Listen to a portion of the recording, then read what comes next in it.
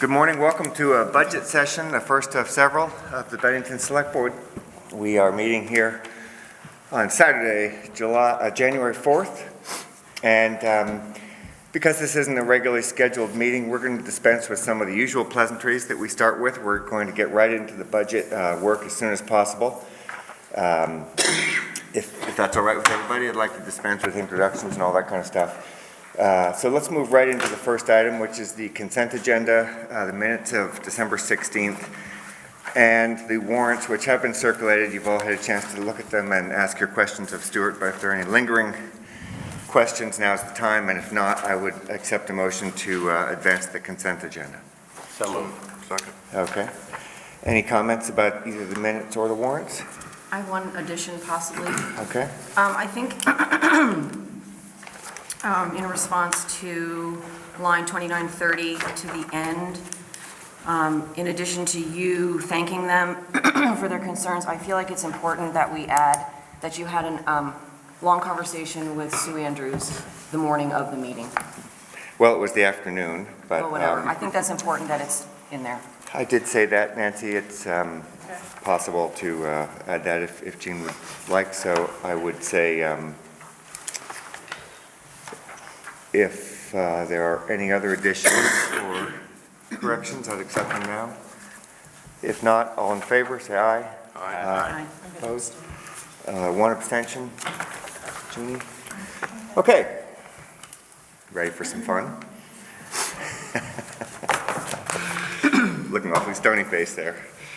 All right, we are looking forward to a budget work session, and so this is, as everybody knows, this is a time of year that we spend a lot of energy going through a budget presentation that our manager has slaved over, and we received this, a month ago?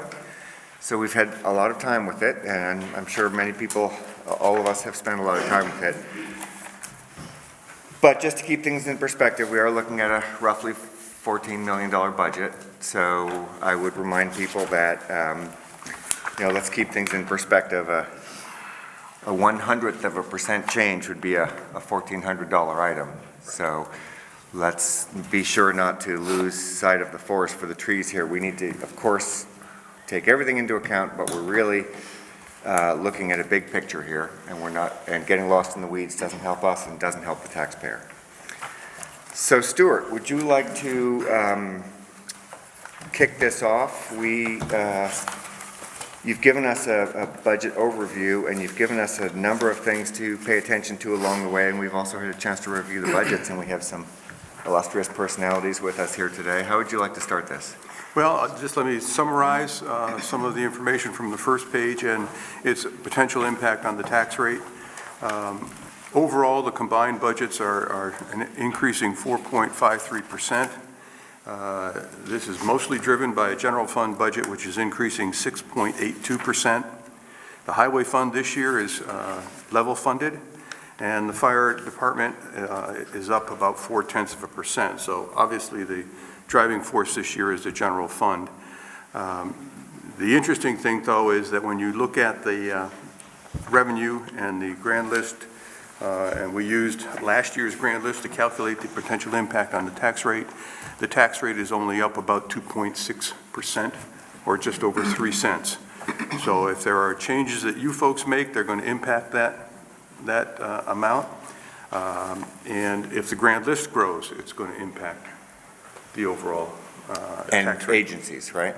Agencies, well, the agencies are all asking for level funding except those that are within the budget, and that includes the Bennington Free Library, the John McCullough Library, and the Rescue Squad. Everybody else, I think, is looking for level funding, and I believe the Turning Point is petitioning to be on the ballot. Mm-hmm. Stu, there's been some concern expressed over the spike in the general fund. Can you give us an explanation for why that has occurred?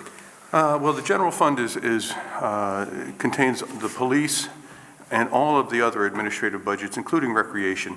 I will say that the recreation budget didn't change much this year. You will hear from Paul when we get to the police budget why the police budget is up dramatically.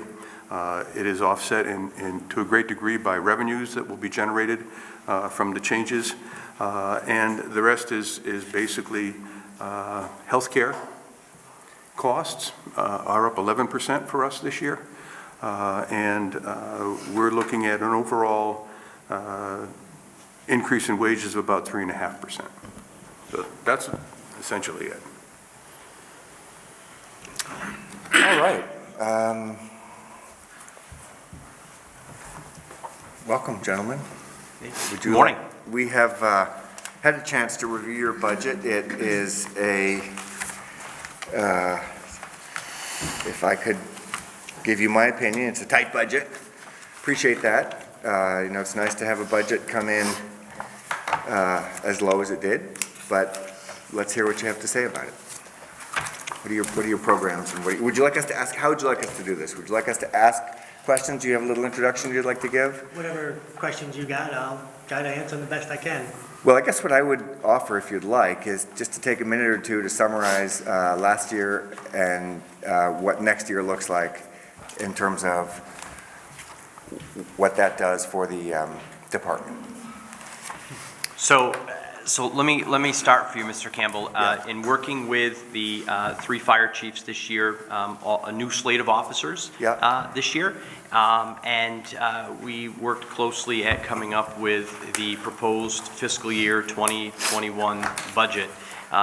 Keeping the budget in mind and also knowing that the taxpayers approved a $1.2 million purchase of a ladder truck, we worked diligently together, several meetings at coming up with this budget, doing our best to try to keep it as close to level funding as possible, knowing that we're going to be looking for additional funding next year for the purchase of this ladder truck and payments that will need to be made. So with that being said, we went through the budget line by line, took a look at spending over the last couple of years, and took a serious look at what we needed to make it through fiscal year 2021 as a fire department, and still continue to provide that same level of service to the Bennington community. So again, Chief Wright is new at this, just a little bit nervous, but you can't really tell. And we would like to go through. We have a couple of line item highlights that he would like to go over with you and explain a few things to you as to why we're requesting these funds. But again, keeping in mind, 0.04% increase in the fire department is outstanding. This is a zero increase budget, so we're happy about that. But of course, our preamble would be we're extremely happy with the fire department, with all the volunteers and all the people that work so hard for our community, and we want to make sure that you're fully taking into account their safety and their well-being and the needs of the department. So we need only minor reassurance on that, because we're sure that that's what your lens is also. But we're not here to cut safety, for example. We're here to make sure that that the services continue and that safety continues as well. So. Yes.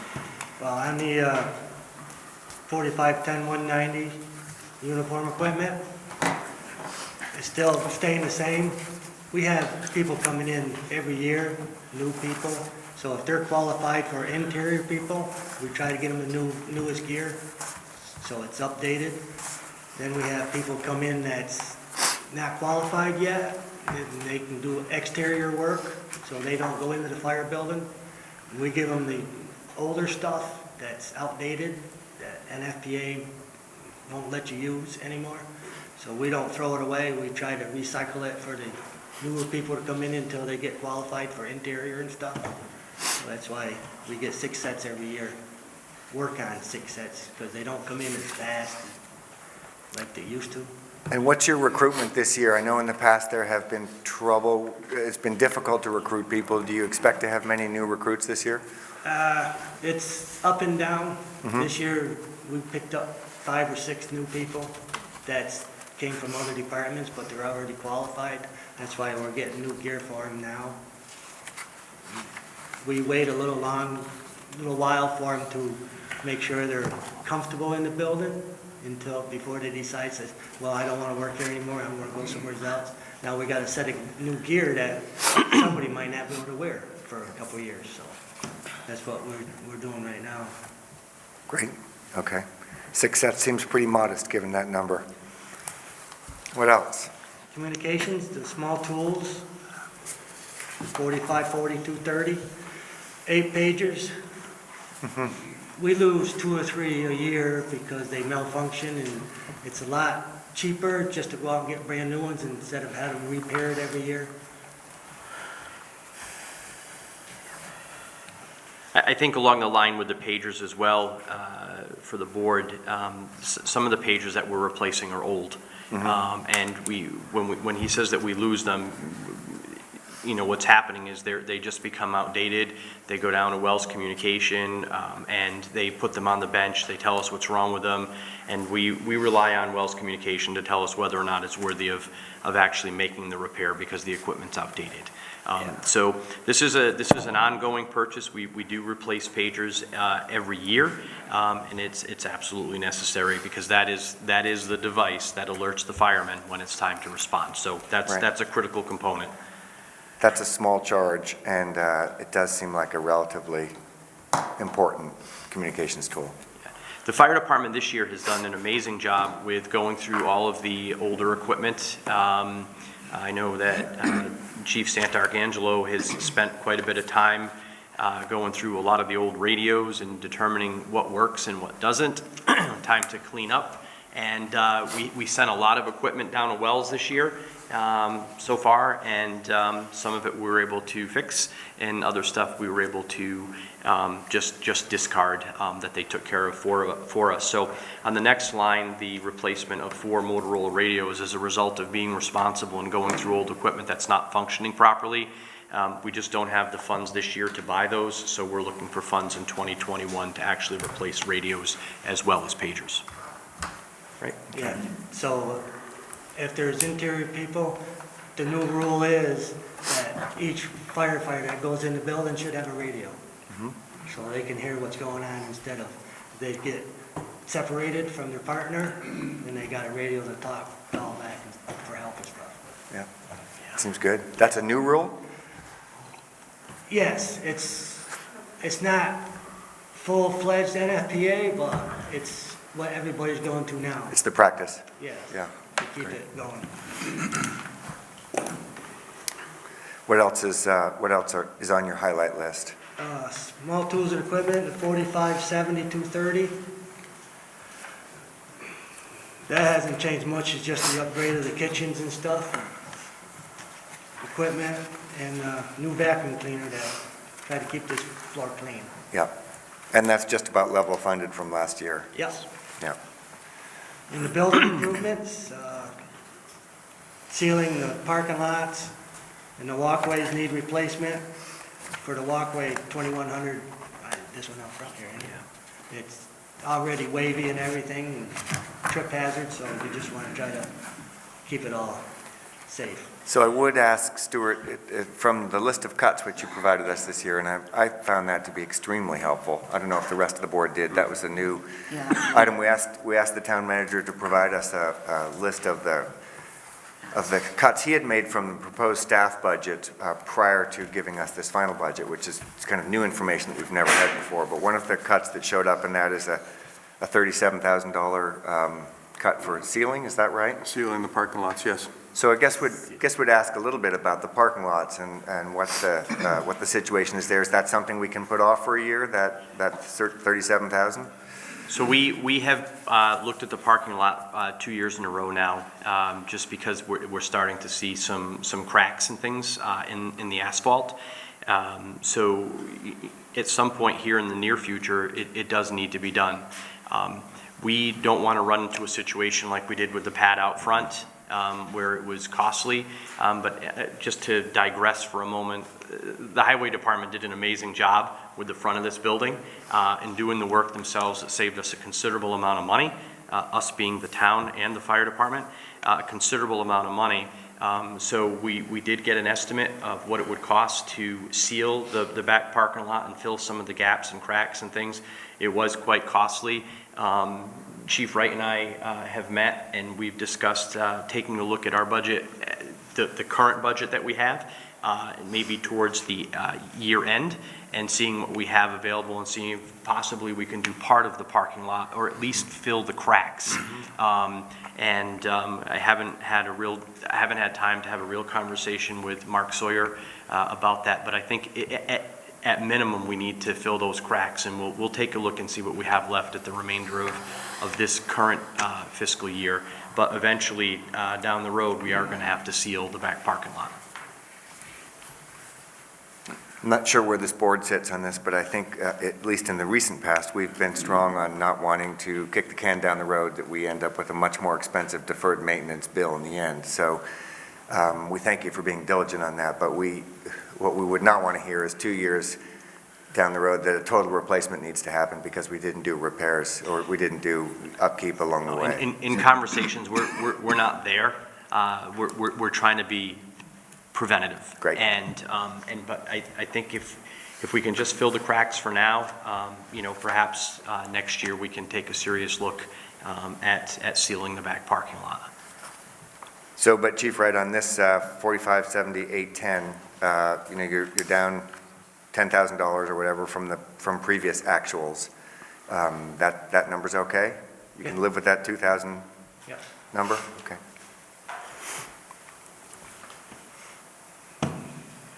Ready? Great, yeah. Next. 4570,830, machinery and equipment for the air conditioning and stuff in the building. Most of the air conditioners don't work anymore, and sometimes the heat don't come on in the building. Huh. Okay. They're slowly, last year they put in one downstairs for the dispatch area, and they're slowly, each year they're gonna upgrade one floor or the other. That's what Okay. this one comes out to be. Seems like a modest approach. Yeah, we've had some HVAC. Must be the HVAC disease that was in the police departments flipped over to the fire department. And I think you have to look at what started the disease. Yeah. Cheap, I think a phased approach is great. Not having to do the whole thing all at once seems great, and I'm sure that's partly why your budget's coming in level, because you're not trying to do this all at once. Appreciate that. 4580, 650, the lease payments. These are just for the new rescue pumper we got, 3.6, and the SCBA systems that we picked up to 25 units. It's still the same. What are the SCBA? Can you? Air packs Okay. that we use in the Just building. want everybody to be clear on it. So I think, Mr. Carroll, as well, we need to be clear. To us, our rescue pumper is amazing, and we've done some fantastic work with that truck. But, just so that people understand, it is not new. It's a 2014, and it's new to us still because it's a fantastic piece of equipment. But just for the people at home watching, it's not new per se. We're still, Okay. The 4580, 840, I guess we're keeping it as 60,000 as we usually do. Because we got the new ladder truck come in way under budget. Yeah. I figured we could save a little there. Anything from you, Stuart, on that transfer to reserve? No, I think it's good to leave it and keep it at that $60,000 level because even though the ladder truck is a major purchase for us, and it will impact the budget by at least $50,000 once the truck would be paying for it, assuming that we use the bond bank approach to funding it. There will be other vehicles that are coming down the pike that are going to have to be replaced. So we've got to keep that reserve moving along. So this board knows that I love poring over budgets, and I don't mean to monopolize the conversation, but we have been given a pretty tight presentation here from the fire folks. Any questions for the chief or the chiefs? Yes. I have a question. Go ahead, Jim. Going back to what I mentioned, the spike in the general fund, I wonder if you can explain that for us, Chief. Mr. Carroll, I would like to do that when we're done with the fire department budget. Yeah. I'm very well prepared to talk to you about the spike in the police department budget. Good enough. Thanks. Yeah, go ahead, Jean. I just had a question about the machinery and equipment, the upgrade of the HVAC. Is that something that the Energy Committee should be weighing in on or involved in any way? I don't know. Just wondering, because I know the efficiency of our buildings is on the list. So I'm not involved with that committee, but I just thought it might be worth exploring. I mean, I'm sure you have that in mind a little bit. I'm not quite sure how to make that interface work, but there is this group that's really looking into the efficiency of our buildings and whether or not we're being as efficient as we can, both in money but also in energy usage in the long run. And I'm sure you're thinking about that some, but I think what we're trying to get away from is just buying the cheapest air conditioner that might be the least efficient air conditioner and move more towards some balance of energy efficiency and overall Yeah, like the, financial efficiency. Who's the chair of that board? Well, Michael Mike Lesser is the chair. I'm just, so the Energy Committee is aware of these budget meetings, and they may be watching. So it may be that you get a contact, that you are contacted just to get some more information, and just whether Efficiency Vermont has been involved in discussions for this purchase, or... Yeah, I don't know the answer to that. I can tell you that, in working with Mark Sawyer in Buildings and Grounds and Larry McLeod, they've done some amazing work, and they've saved the town of Bennington a lot of money, upgrades to lighting fixtures and things like that, working with Efficiency Vermont. So I made some notes here, and I'm happy to meet with Mark and Larry and see if, they feel that we should be involving the Energy Committee. We're trying to... unlike the police facility, we're trying to make the repairs here at the fire facility in smaller steps, but I understand the concern. Sometimes we make baby steps when we should be making a big leap, right? So I get that, and I've made notes, and I'm happy to facilitate that with Buildings and Grounds. That's great. That's great. Thank you. It's a good point, Gene. And if I could note, that the study was done by Du Bois and King in April of 2018. Mm-hmm. So the departments had this, and Mark Sawyer and Larry McLeod have had this, and they, as they said, that last year they did a few small things that were identified here that they could afford to do. And I think that's the continued approach until we're ready to make the leap. And I didn't mean to insinuate that you hadn't done due diligence at all. I just wanted to make sure. I don't think that at all, Yeah, ma'am. okay. No, but Yeah. it's a point well taken. Nor is It the is. Energy It's Committee. very well taken. Nor is the Energy Committee meant to be a speed bump in any of this. I think the Energy Committee is meant to add value by bringing expertise and connections to grants and things like that. Oh, So, absolutely. Yeah, just like an extra set of eyes is always a good thing. Yeah. well, go ahead, Chad. First, gentlemen, thank you for a great budget. My question's not about the actual budget, but I think about some funds that you guys oversee, and that's with the Bennington Battle Day celebration line item in the budget. And it looks like it's been level funded for 4 years. I don't know about prior to that, is that enough money, I guess, is my question. I'd have to bring that up with the Battle Day Committee, but we're holding it tight right now. I guess my cost of everything's going up, and I'd like to see the celebration. If we need more money, I'd like to advocate to add some to that. Just because, I don't know how the process works. Maybe it is a committee question, and more money, quite a conversation with Stuart, but to me, you're doing the same amount or more with less money if we level funded it for 5 years. The interesting part in this is that, just like with the police association, the fire department does an amazing job with their efforts to fundraise to make this happen. Each year we afford them a certain amount of money, and they go and, a lot of people don't realize bands don't come for free. Yeah. And if we want to have a true Battle Day celebration, it requires funding. it goes full circle. I mean, there's funding that we look at in overtime for police because we need all the police to do this. The highway department needs to do their part. And the fire department as a group of volunteers really does their part. And they go out and they do their fundraisers. And sometimes it is a struggle, Jimmy. I mean, and it's a struggle because, people want money, to come and people want to listen to the bands. It's not all about, seeing political figures and everything. It's about having a good time, an afternoon of a good time. So, Well, and stay in hotel rooms and eat in the restaurants. right. Especially when we have conventions here. I mean, that draws a lot of folks to Bennington.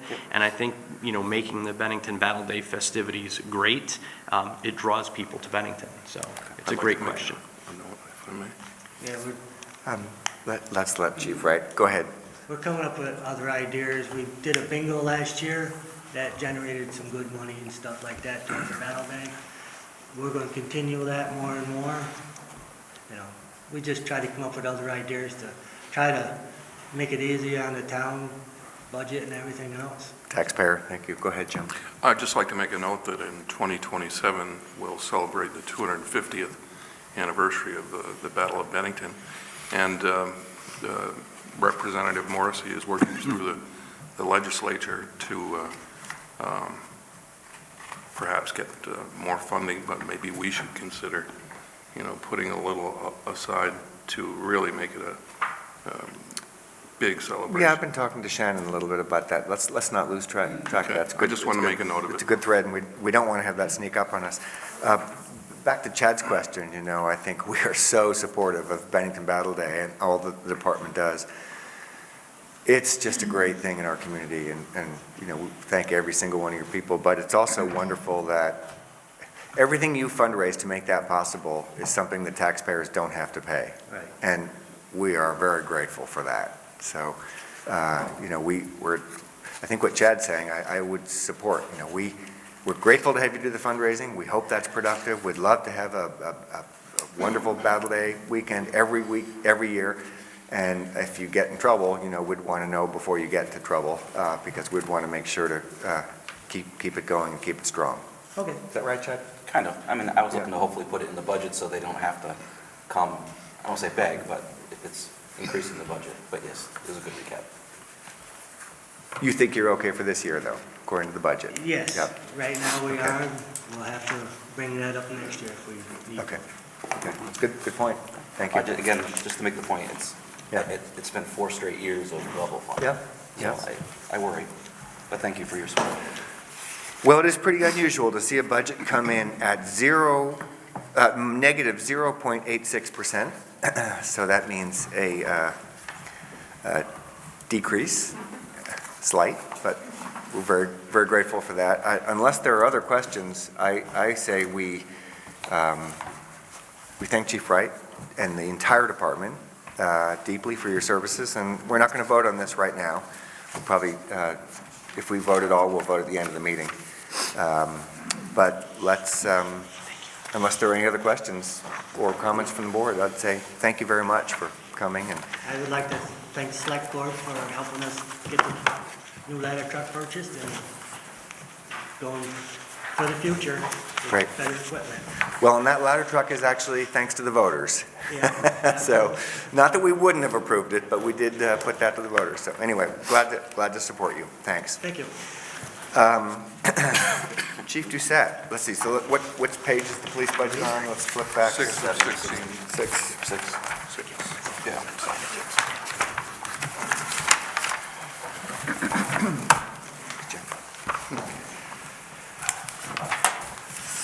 So,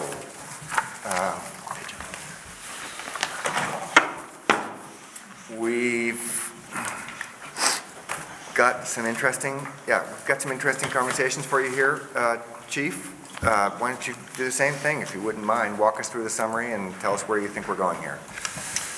Well, I think we're definitely headed in the right direction. First, I'll start by saying that I appreciate, and my department appreciates, the support of the Select Board, all of you, as well as the taxpayers in Bennington, always supportive of the police department and making sure that we have what we need to keep the community safe. So that's important. So again, thank you. So the police department budget is up significantly, and I know that's the burning question, and everyone wants to know how I got to this and why. So we have engaged in this community significantly. We are currently conducting extra duty assignments at several locations throughout Bennington to include the Career Development Center, Mount Anthony Union High School, often have 2 officers detailed there each day. And we are also detailing officers to Monument School, Molly Stark School, Ben L., and we also put an officer up at Woodford Elementary School periodically. That officer is actually shared with Monument School. So there came an opportunity for the Southwest Vermont Union Elementary School District to place school resource officers in the elementary schools. Lieutenant Grandy and I discussed this at length, and we are doing the best that we can with the resources that we currently have, and detailing officers there at a higher rate of pay than what the school district would pay if we were to have 3 school resource officers to be shared amongst the elementary schools. It would lower the cost to the elementary schools or the elementary school district if we hired 3 additional law enforcement officers, put those officers through the academy, put them on the road, and then draw from the officers that we currently have to fill those school resource officer positions.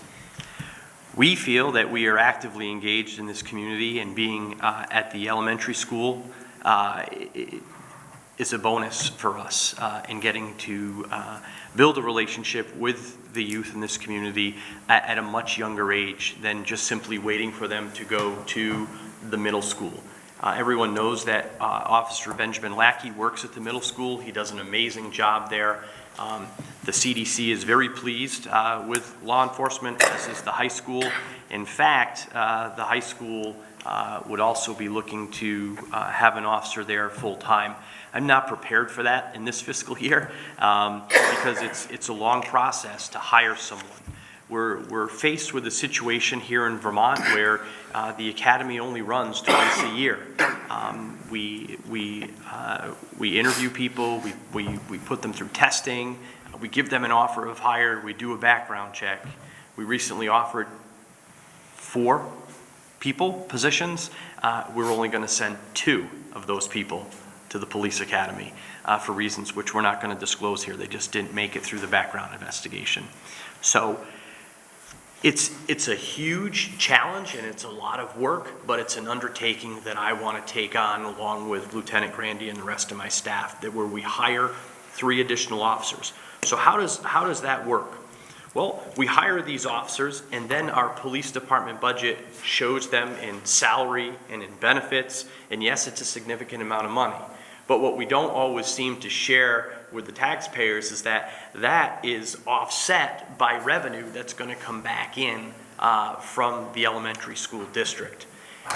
So the officers would be working approximately 185 days in the elementary schools, and we would be reimbursed for that.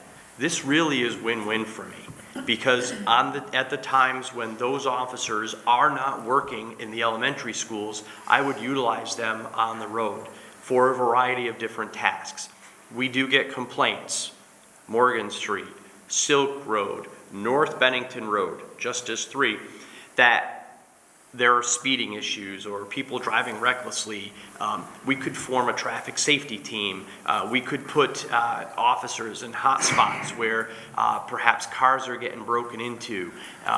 So at the times where they're not in the school, whether it's Thanksgiving or Christmas or February break, April break, or during the summer, when we already have gaps that we need to fill in the summer because people are taking vacations and things like that.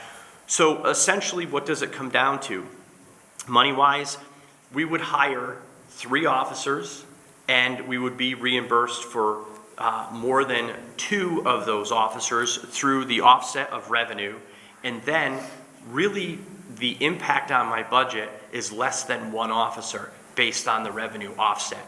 And we're going to be able to do far more in our community all the way around with troubled areas, as well as getting our officers into the elementary schools and working with students. The officers aren't there for security purposes or as an armed guard. My officers are in the classrooms, participating in the classrooms with students, whether it's in the middle school, the elementary schools, the high school, or the CDC, we're actually participating. So we're building a relationship with these kids and their families. And that is what is most important to me as the police chief. And I think it's absolutely essential that we take a serious look at this and say, we can do this. The community wants it. They supported the school district budget, which had school resource officers listed in the budget. So again, it's important to know that we can do this for less than the cost of one officer, hire 3, and be able to build those bonds and relationships at the elementary school level and keep our kids safe while they're at school. That's where we're at with the big increase in the police department budget. Yeah. Yeah, go ahead. Good, that was a really great explanation, but I just want to be very clear. These are upfront costs that we're talking about with respect to the spike. Is that right? Yes. Okay. And those costs will be recovered over time? Yes. They'll be recovered within the same fiscal year. Right. Because we bill, Melissa Courier is great about billing, and we would, again, the offset with the revenue is going to take care of more than 2 of those officers. I mean, there is an increase here. I want to be clear. Right. There is an increase here because we will have to pay those officers for those summer months, July and August. Part of June, July, and August. But we'll be able to do special things with those officers and like I said, work in those distinguished areas. So I think it's a great addition to the Bennington Police Department. It's a challenge to find qualified people at times, but being able to put it out there and say, yes, this is supported by the select board and by the taxpayers in Bennington. People aren't going to come to work for the Bennington Police Department if they think this is one and done, 1 year and done. You know, we need to have a level of commitment. The school district is committed, and I want all of you to commit to this so that we can make this program work. So 2 questions. Let's go Bruce and then Chad.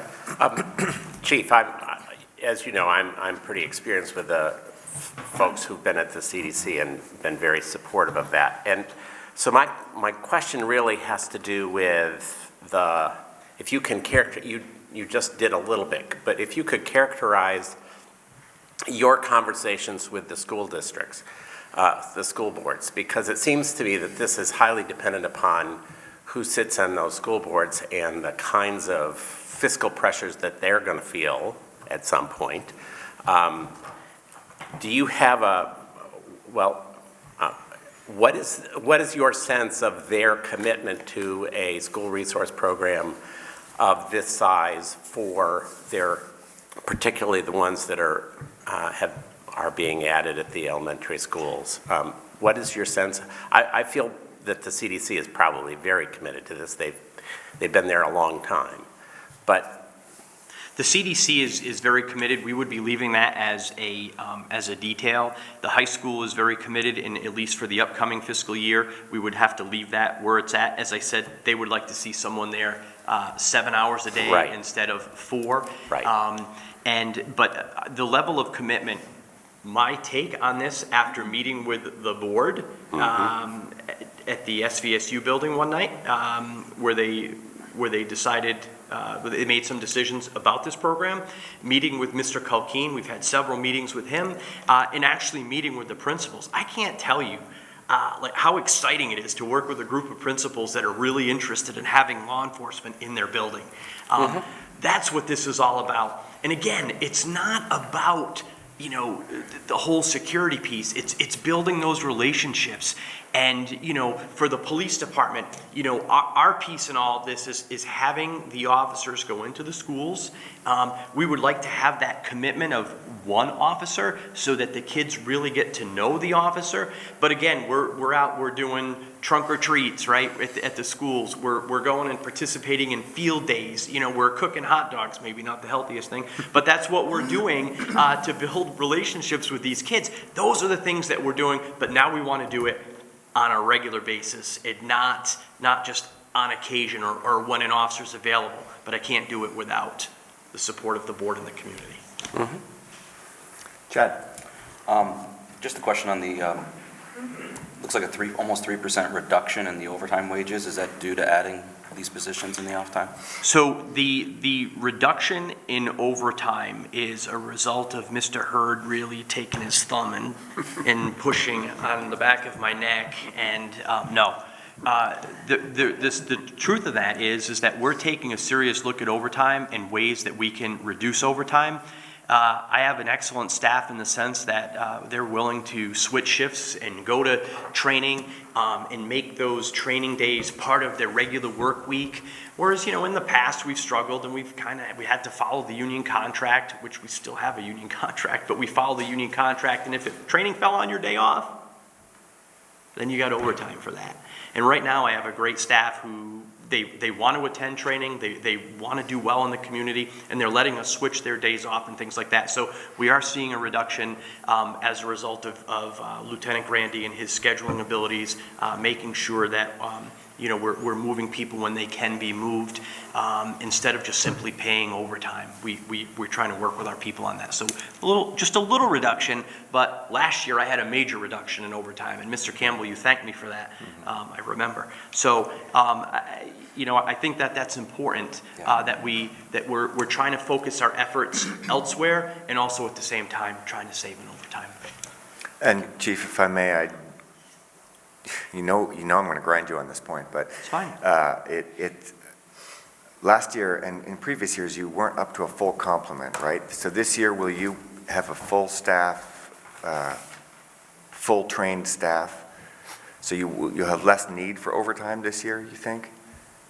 No. So let me tell you where I'm at. Okay. I'll have 30 years this month with the town of Bennington. I love working here. I can tell you that some of my longtime friends, people that I rely on, are retiring. And good people. Just, a little bit older, a lot older than me, but they're going to retire. During this year? During this year. Yeah. I have 3 people retiring in this current calendar year. I didn't want to see 2020 come because I'm going to lose one in February, I'm going to lose one in July. We've talked the other one into staying until December. That person wanted to go in July as well. I can't lose all those people. That's why I gave you the talk about the academy. I can't fix the academy. Right. I can't fix the issues that the state has with money. I'm focused on Bennington. Right. So we have a plan. So I have 2 people that are going to the academy in February. Right now, I really only need one of those people, but we have found a way to make this happen where it's not going to put me over budget. Then we are already working at recruiting for the August class. August of 2020. We're recruiting in January of 2020 so that we can get the people that we need lined up and get them into the academy. We have the ability to make this happen, but we're not going to get some of these people into the academy until August. Great. I am confident that we will get up to full staff. On paper, we will be at full staff for a short period of time in February. I see. We will be up to full staff on paper. Right. But then when July comes, those 2 officers will come out of the academy end of May, okay? So I'll be up to full staff until July, and then we'll start losing. And then once we approve these 3 officers, which I'm confident about, really, we'll hire and we'll fill the gaps. But I'm confident with the staffing levels that I have right now that we will be able to get through this transition and keep our community safer with the school resource officers. Okay, great. Well, thank you. So that explains a little bit why the overtime wages might need to be left in the budget, because there is a period of transition coming up here during the year. Yes, you'll be up to full staff in January, but then there'll be more transition during the year. And so I think we would rather be safe than sorry in this situation. If you don't need these overtime wages, obviously you don't have to spend them. So. Right, and we can also look at it again next year. I mean, not to be repetitive, but I did cut out a big chunk last year, and we've been okay. Right. We cut out a little bit more this year, yep. and I think I think we're going to be okay. Great. So that's where we're at. Okay, Jim has a question. Chief, when you talk about these new police officers going into the schools and in the other programs that you've started, I gotta ask the obvious. What is a desired result with this increased staffing and these other programs that you do within the community? Well, I mean, clearly we want to build our relationships within the community. We want to build better bonds with people in the community. Right now, we're faced with a situation we seem to get asked to do a lot more in this community than we have ever done before. Our calls for service this year are up over 11,000. Wow. In 2016, we were at 8,500.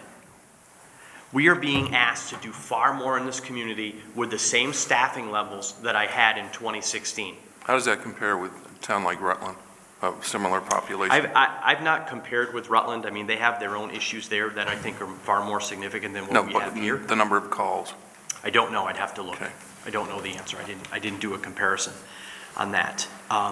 So again, we're being asked to do far more with the same staffing levels, the same level of equipment, and my staff makes it happen. We detail an officer 7 days a week at Southwest Vermont Medical Center.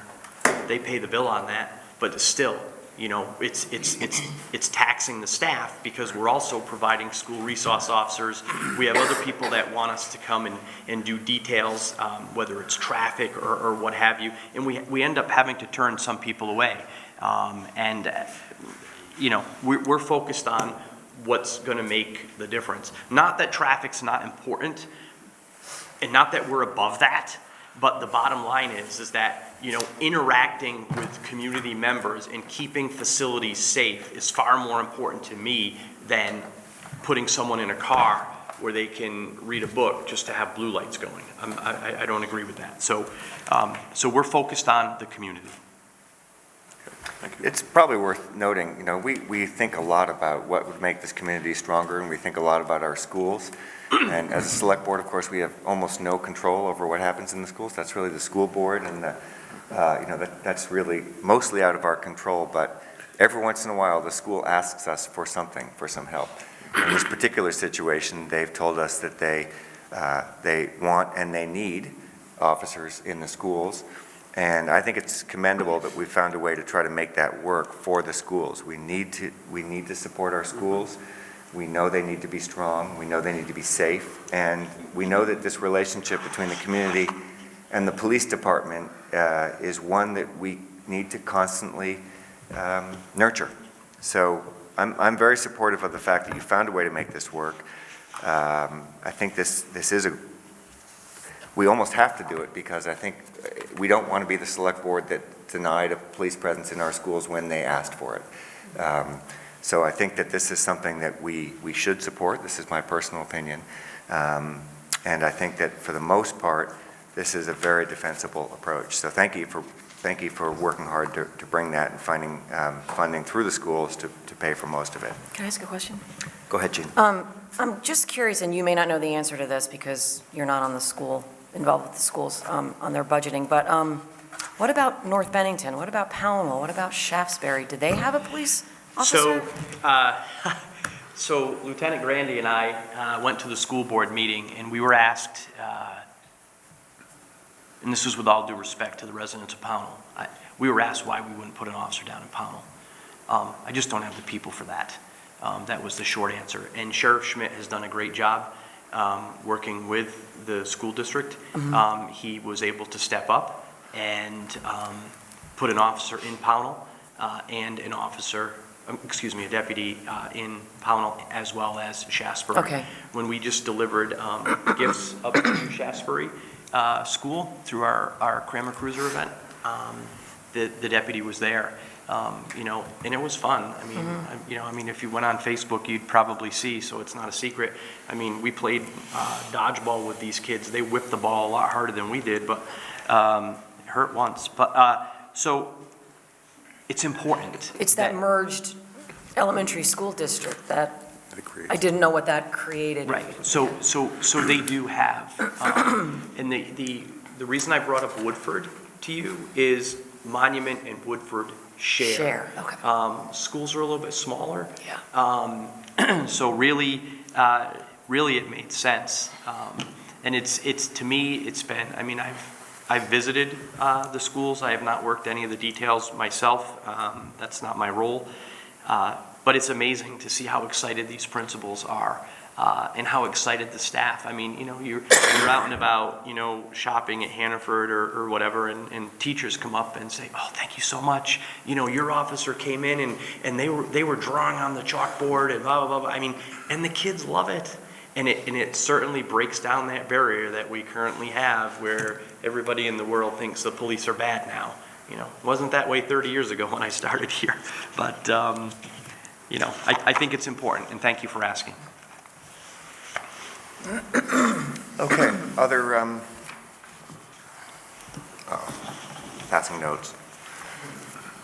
So that's a good explanation and a good overview, Chief. Thank you very much for that. We have had some line item things too. Go ahead. Are you going into line now? I was going to go into line items at this point. I have some questions. I'm sure other board members do too, but before we get there, do you have any line item? Don't necessarily need to go over all of the ones that Stuart highlighted for us in the packet, but you're welcome to if you like. I think we'll have questions for you on a couple of them, but are there other things that you'd like to point out? Yeah, I would like to go back to Mr. Carroll's question and answer his question, if you don't mind, Mr. Campbell.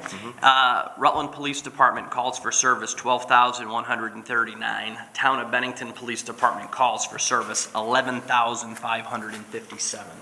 And what is their staff compared to Bennington? Well, they have From what I understand. They have a larger staff than we do. Yeah. I think they have 36 sworn officers.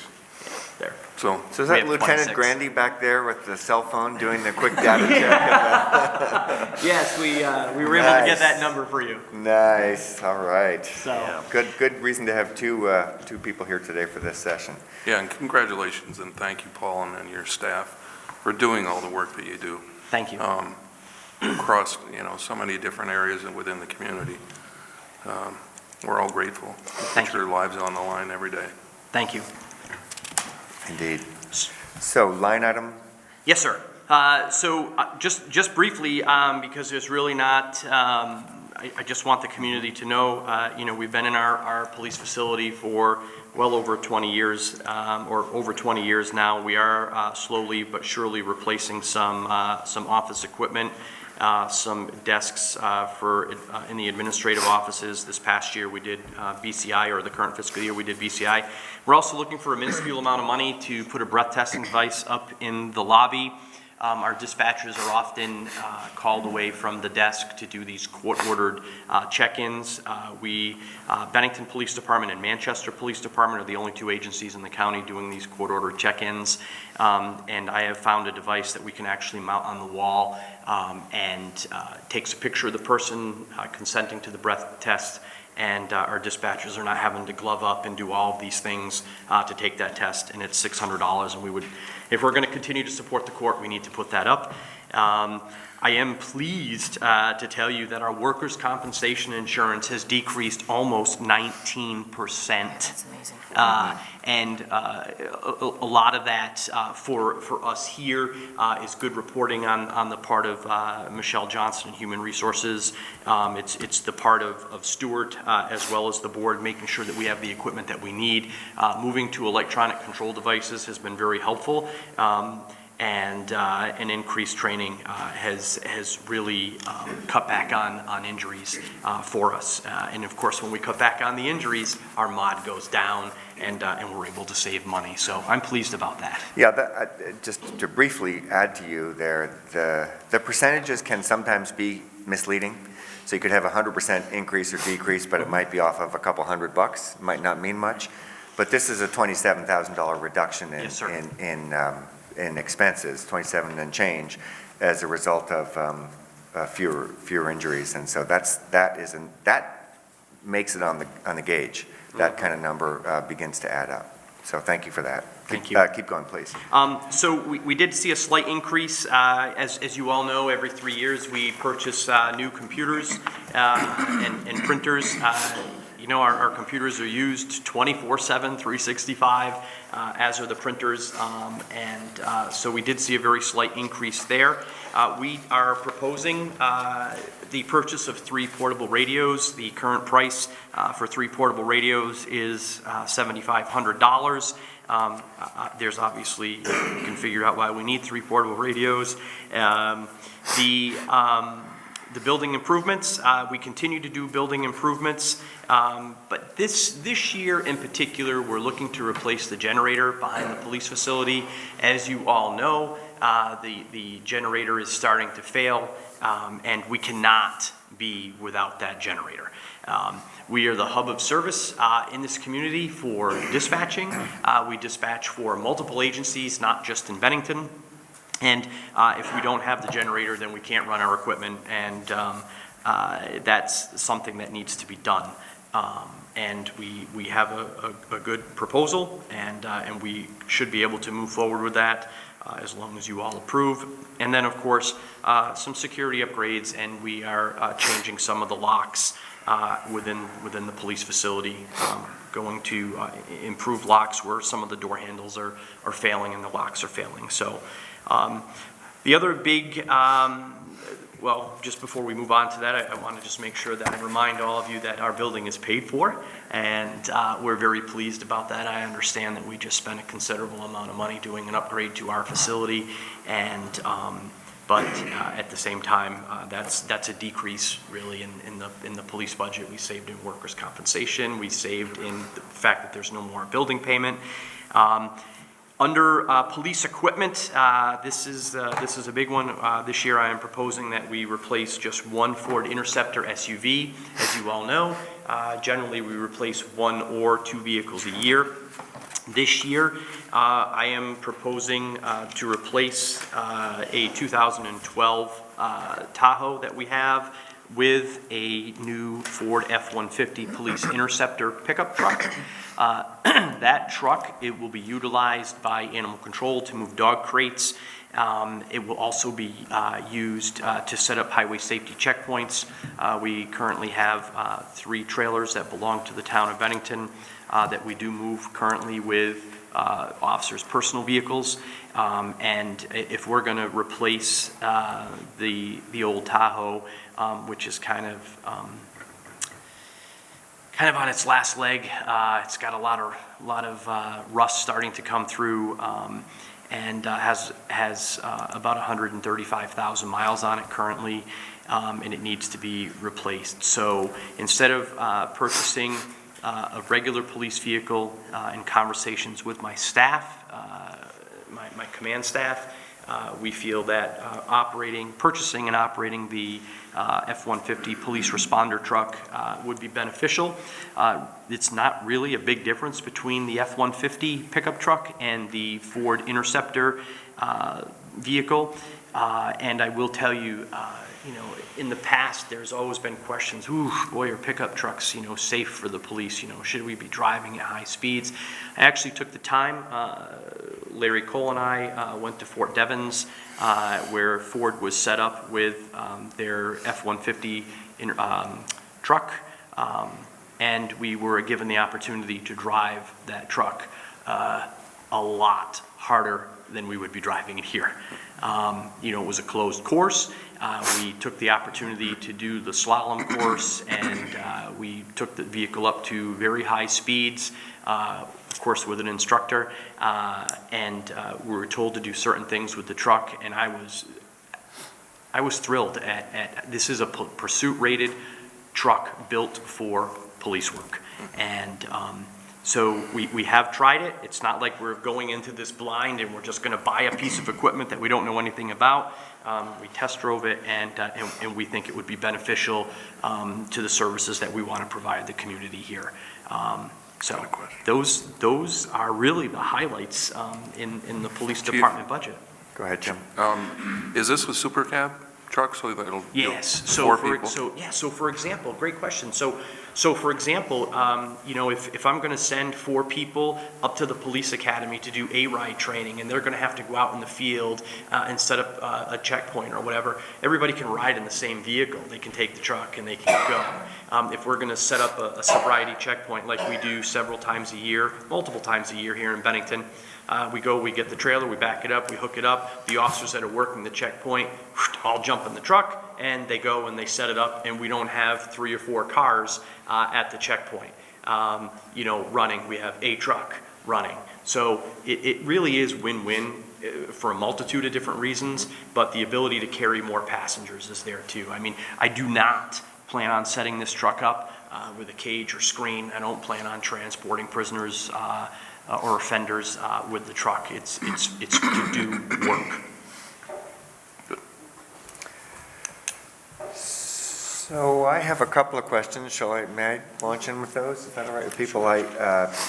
Thank you very much, Chief. Good summary. I think we may come back to that Interceptor F-150 question at the end, but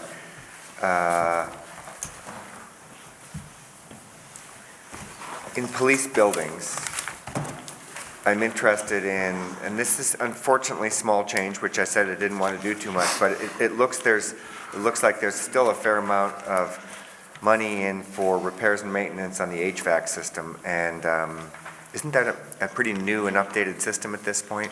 Do we really need $9,000 in there for that, or are there other things built into that line item? First, 417680. Yeah, 417680. I originally requested $10,900, and that was cut. That line includes sump pump replacement, which, as you know, we're sitting on a riverbed. Right. We do have to replace sump pumps. HVAC repairs and service. Just because we purchased this system and it's new, those boilers have to be serviced. Okay. So we did get an estimate on approximately what it would cost to service those. Regular annual maintenance. service. Okay, That's that's right. good. So, and that's under the repair and maintenance. Plumbing and electrical, we have $1,000 in there for ongoing issues. And we also are looking at some exterior repairs this year and some roof repairs. We do have a cut in the roof that needs to be repaired. Right now, it is not an issue, but that cut in the roof was discovered when there was some other work going on. I shouldn't say cut. There's a hole there, and that needs to be repaired. So, what you see is a combination of things. things. It's a combination of things. It's not just about HVAC. Really, Okay. what we believe will happen is it will cost us about $1,800 to service our new system, and I put in for $2,000 because we are not clear exactly what it's going to cost because we've not had the service done, and I don't want to be cut short on that. Okay, that's a good explanation. Thank you. And the item before that, 417560. That was actually cut $2,500 by our town manager, which we appreciate, but we also, of course, want to make sure that your department feels like they get the support they need to do the job they need. So what was that cut what was the basis of that cut? Sir, we find ourselves in a situation where we have cut this line twice now in 2 years. We were budgeting $15,000 for another agency to do transports for us. We were able to cut that, and we cut it again. We are finding that it is less expensive for 2 officers from the Bennington Police Department to do our own transport to Marble Valley Correctional Facility, thereby saving the taxpayers Good. money, using our own equipment Good. and our own officers. Okay. So we were able to cut there and still reduce the overtime. Okay, so that cut doesn't come off the skin of your officers? No, That's it. sir. Okay, all right, great. I guess except for the vehicle, that's the end of my questions. Anyone else have questions for the department? Go ahead, Jean. Since you went down into the weeds a little bit, I'm sorry. I will too, but it'll be brief, it'll be Yeah. brief. That's okay. This may be more of a philosophical question. So the cost of the generator and the court necessary breath tester, the generator, are the agencies that you dispatch for, are they billed for services? Because Yes, it- ma'am. Yes? Yes. Okay, so they've got skin in the game, and They do they're have skin in the quote-unquote game. helping pay for this generator that will also benefit them. I mean, you could look at it like that. Yeah. They do have skin in the game. We do bill them. I will tell you that this is a public meeting. I mean, at the last Chiefs and Sheriffs meeting that I attended, which was in December, I can tell you that the Vermont State Police would like to get out of the dispatch business. And there are municipalities that are struggling because they don't have the funding to pay for dispatch. We are very fortunate here that we have a good, competent group of dispatchers and that we're dispatching for other agencies. So they do have skin in the game. Good question. And, not enough skin to pay for the generator, but at the same time, we also have to look at their call volume and look at what we're charging them. Okay. I mean, the Bennington Rescue Squad still pays us a minuscule amount of money for dispatch services, and we spend a lot of time dispatching for them. And then the other thing, which sort of fell into that same bucket, is the breath testing thing. It seems like the court should be paying for that if you're installing it specifically for them. Ma'am, Just saying, Good luck, chief. just saying. I want to share with you that we do a lot of work for the state of Vermont, and I'll sit here and I'll tell you that I'm proud to do it, and I'm proud to be a leader in this county, holding all of the arrest warrants, all of the RFAs, all of the stalking orders, and the sign-ins that we do each and every day. With that being said, I tried to get the court to pay the $600. And the response was, we don't have the funding. Being the bigger person, after counting to 10 a couple of times, I went to Stuart and said, we should just buy this $600 piece of equipment because it's going to keep my people safe. When those people come to the window and some of them are intoxicated and the dispatcher has to stand there and put their hand out the window, I don't like that. Because the first time somebody grabs a hold of one of my dispatchers, our workers' comp mod's going to go up because they're going to get hurt. I don't like it. This piece of equipment is necessary. I'm glad I gave you that opportunity to say Thank you. I feel much better now because people need to understand. Yeah. Seriously, people need to understand in this community the cost shifting from the state of Vermont onto local agencies, including municipal police departments, is outrageous. Thank you. Thank you. And the courts have been sufficiently underfunded for the last 15 or 20 years by the legislature. That is correct. That's why we pick up I know. where we can. I know, but everybody should know that.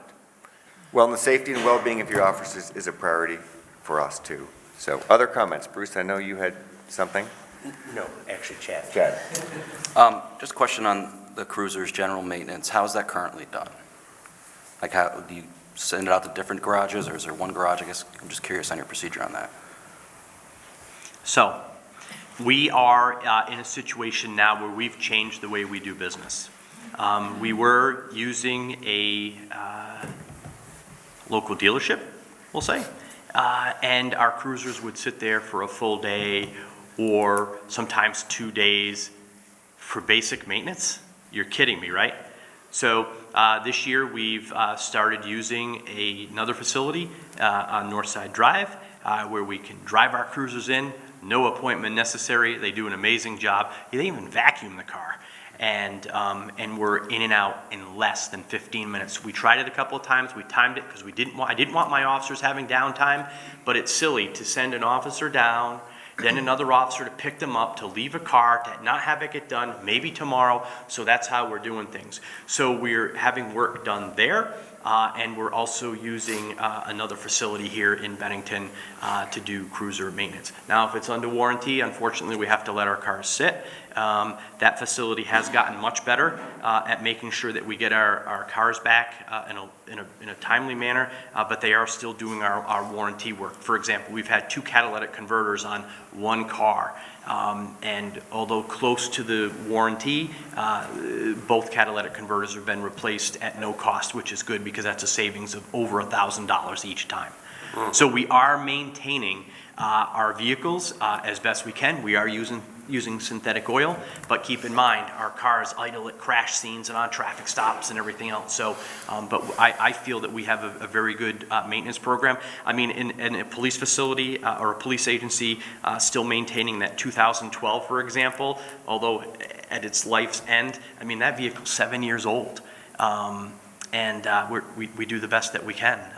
And I don't think that we're hurting in that area. I think that we're doing okay, and we're maintaining the cars to the best of our ability.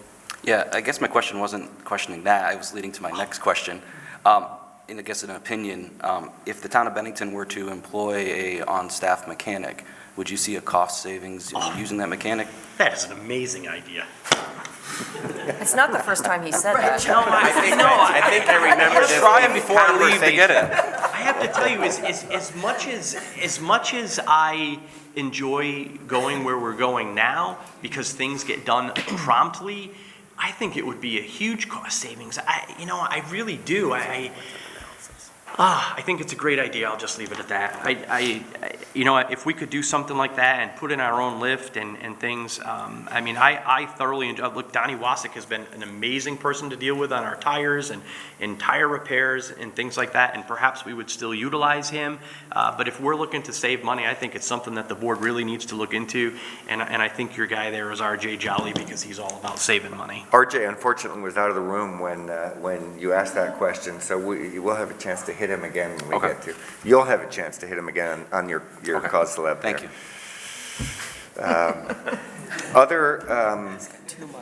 Other questions, I think, for the chief at this point about the police budget? Does anybody need any reassurance or any further conversation about vehicles? This is always a... I want to be clear about one thing that I heard. I think I heard. Did you say earlier this morning that that we've been asking officers to tow town trailers with their personal vehicles? Yeah, we do that. People volunteer to do that. Because they want to get the job done. I'll give you a great example, and not because he's here. The day of the UCS road race, when 6 of us came in and volunteered our time for multiple hours, and it was cold that morning, to go and line downtown with traffic cones. That didn't cost you any money. It didn't cost UCS any money. We did that on our own time, but we needed a vehicle to do it. And Lieutenant Grandy pulled his truck up, and we did it. And so we have been using personal vehicles. We've been doing it for years. In defense of that, in the summer months, when there is not a big sander and a plow and everything, Mark Sawyer is great about letting us take his truck. We share that town truck. Heck, we took it all the way with our new experience camp. We took it all the way down to New York City and drove it around down there. It was awesome.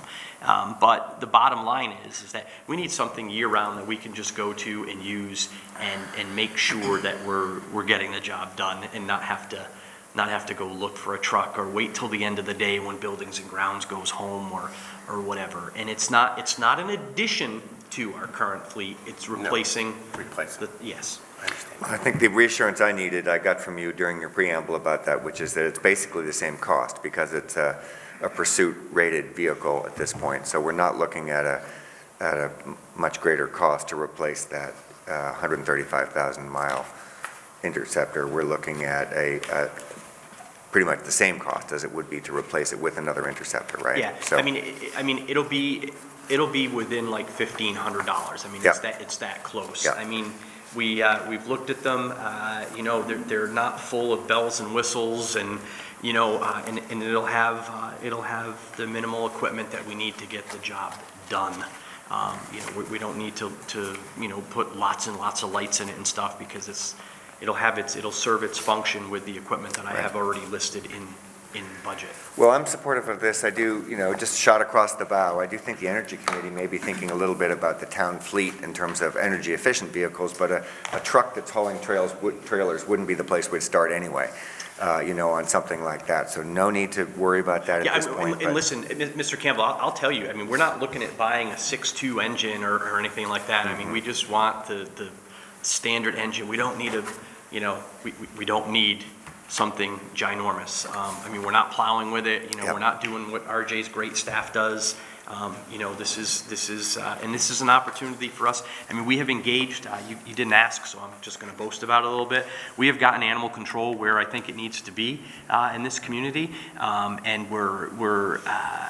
I mean, I wish Cassie was here to even further this for me. I mean, you know, in years past, it's been a struggle to get to the who's licensed and who hasn't, and it's usually somebody on light duty, but now we have a part-time animal control officer, and I think she's doing an amazing job. And, you know, unlicensed dogs has dropped dramatically in Bennington, and, you know, this is a vehicle that person can use to go out and pick up dogs and things like that. I mean, we used to, years and years ago, we used to have a small pickup truck just for the animal control officer. You know, and we don't have that anymore. But this is a multi-use purpose vehicle, and I think it will benefit the police department now and in the future. Go ahead. Paul, as far as, you know, the animal control and unlicensed dogs, when the officer goes to investigate, do they bring tags with them in license forms to get the dog's license? Oh, no. That's all done through the town clerk. I mean, you have to show proof of rabies and things like that. I mean, I wouldn't want to change that just because they, I mean, you should have that responsibility of bringing in your paperwork and doing the paperwork. And I don't want the animal control officer handling cash or having to take a check or whatever. I think that's best suited for the clerk. Mm-hmm. So let's wrap this up. I would say, again, don't be deceived by percentages. This is, although it looks like a 9% increase on this budget, what that does not factor in is that there's $250,000 of income coming in for the officers of the school. So essentially, you know, 2/3 of that increase is being taken care of by the SV, by reimbursement. So this budget actually is, if you net that out, this budget actually is coming in pretty close to 3%. So anyway. Which is basically salary by union contract. That's right, right. So I don't want to lose forest of trees. Sorry, I got a little specific about things in there, but thank you very much for indulging us, and thank your whole department for the good work they do. We really support you, and we're very thankful to have you taking care of our community. Thank you. All of you. Thank you. Okay. Happy New Year. So, and Happy New Year. So next up is the Highway Department.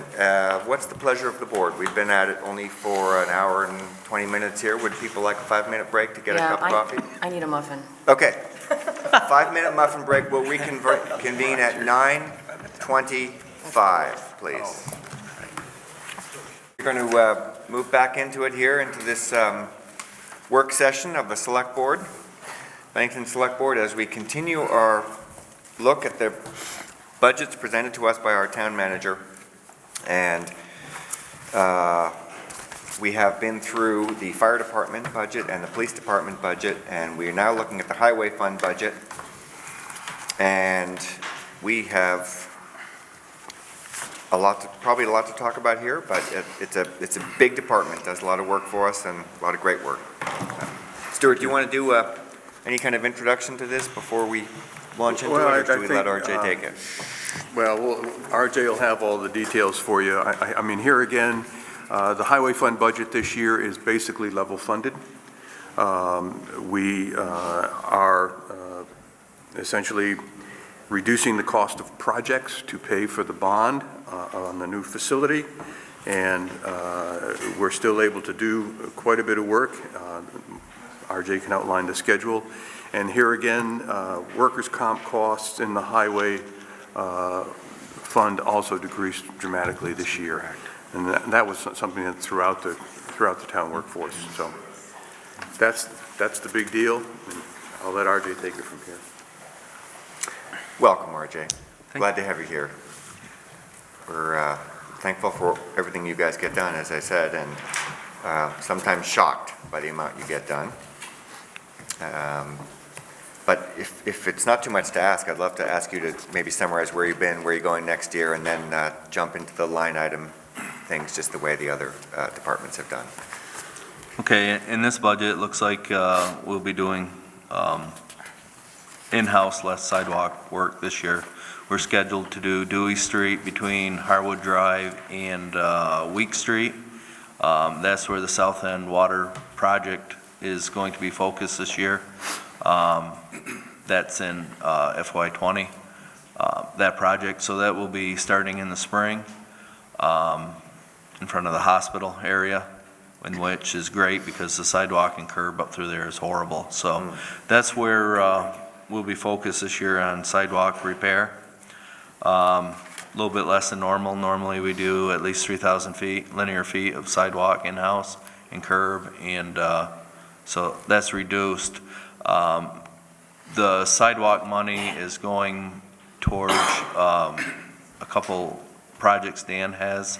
Northside Drive to complete what we started this year in front of, between Performance Drive and Aldi's entrance. So that's one project, and between Willowbrook and Applegate is the second project that will be funded in the sidewalk fund.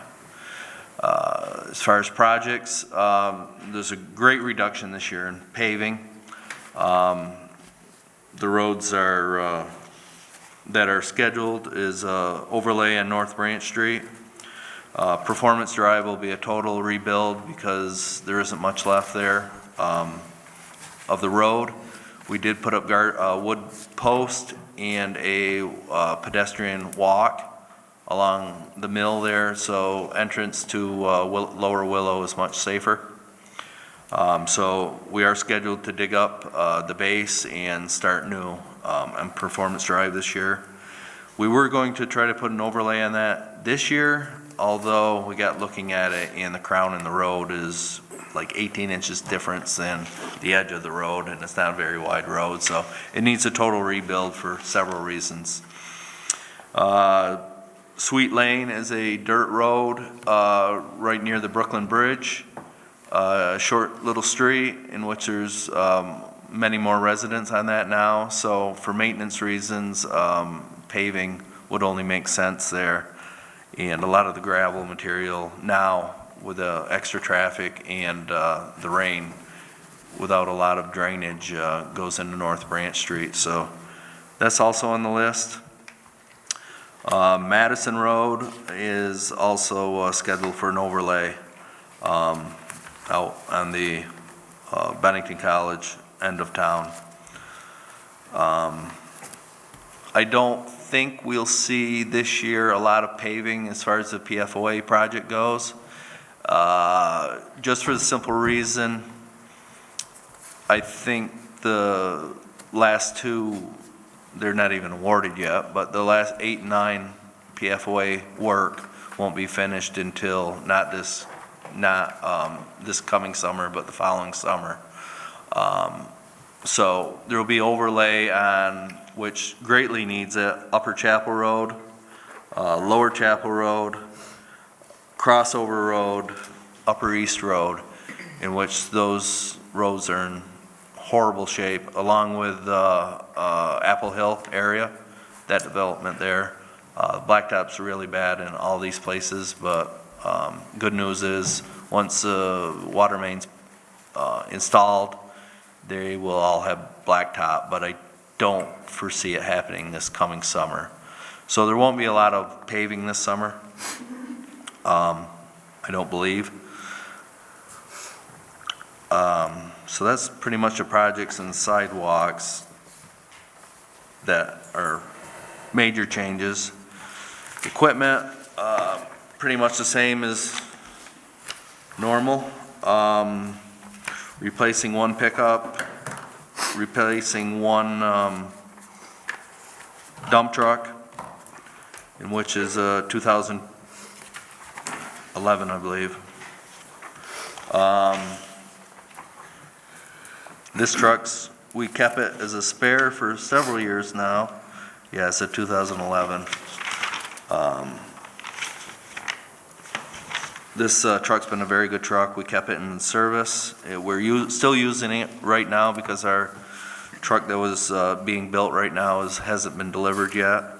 So we're replacing 11 with a new tandem dump truck. And we're replacing a 2012 F550. This year it's a different model. We need a little bit bigger truck to take care of the Imperial Avenue, Grandview, South Street area. You need a four-wheel drive for the steep, short hills. And That's a dump truck, right? that is a dump truck.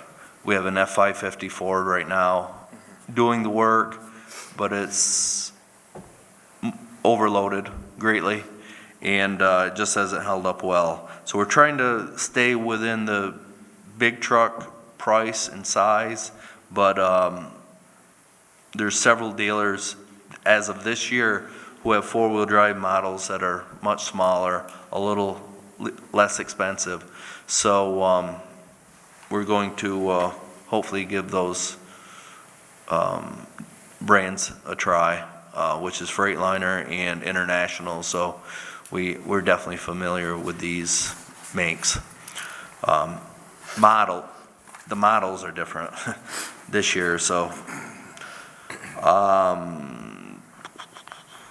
we're also having this budget replacing a 1997 roller. This is our newest roller, and it's really nickel and diming us terrible, and it's not very reliable anymore. It's 23 years old in service with a new roller.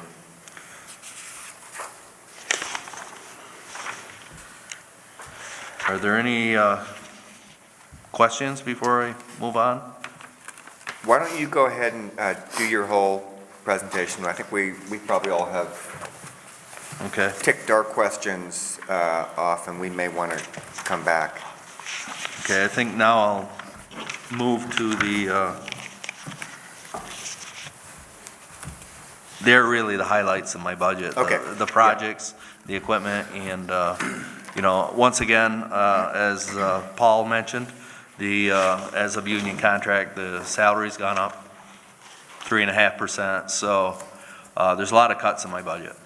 And there's a lot of increases with insurance. My workman's comp also went down greatly, which I'm glad to see. We haven't had any major, knock on wood, accidents at all. We preach safety every day of the week. I'm probably the most unsafe person in the world, but I preach it, and it definitely works with the crew I have. So we train, and we preach safety every day. As long as you practice safety when you're on the job, that. I do. They don't let me on the job very often anymore, right. So. Great. Well, I am interested, I think this whole board will be interested in, this of the three that we've looked at so far is the one that got hit with the largest cuts from, as in the report that Stuart gave us of cuts that were made to proposed budgets. And so I'm going to be interested to ask you about some of those, the size of some of those cuts. I think maybe before we start, if I could, before we go through line items, Stuart, as a general rule, it seems like in a couple of places, we've decided to put a 10% less this may be a question for Michelle or somebody, but to put less into the healthcare deductible portion of the staff line item 5100155, health insurance deductibles. Yes. So those cuts, a couple of times they come up. It looks like we're putting less into those funds. Is that something that, are we making a more risky situation, or is that? We don't think so. Generally, these monies are recommended by Melissa, and it's based on what she projects our cost to be. Remember, these funds, if unused, go into a reserve for that purpose. So we are building a reserve to cover overages should they occur. At this point, we've had relatively healthy years, and when I'm working on the budget and I'm running around wondering where we can find a few other dollars to cut, I generally look to Melissa to tell me from an accounting point of view, are there some areas that we can cut? And this is one that she was able to recommend a reduction for this year anyway. Okay. Because things look pretty good. In a couple of departments. Yeah. Yep, okay. Sorry, I said Michelle. I meant to say Melissa. I must have given you a little shock, Michelle. Yeah, okay, great. Well, so you don't need to address that, RJ? But, No. Yeah. Would you like to give us, I also feel like it's not necessary for you to talk about the insurance and the workers' comp, although it's great that reduction happened, really great, and it reflects your staff's commitment to safety and your staff's good practices. So keep that up, because we like seeing those rates go down. Yeah, I do also. But if there are other line item things that you'd like to point out to us, please do, and then I think we'll have some questions for you. We did increase the salt budget this year a little bit. Still probably not where it needs to be, but we went up roughly 300 tons of salt.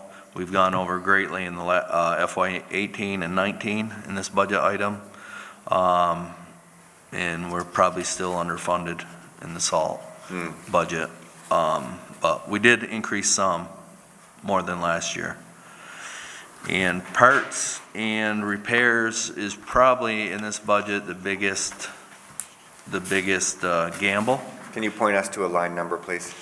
It'd be the 5.3. It's more general than what's affecting, because there's no increase in the budget. Okay. But it's almost a gamble, scary gamble, because with the tariffs and everything and most parts and pieces, you know, even your Caterpillars or your John Deere nowadays are pretty much everything comes from overseas. So I'm seeing huge increases in parts and repairs.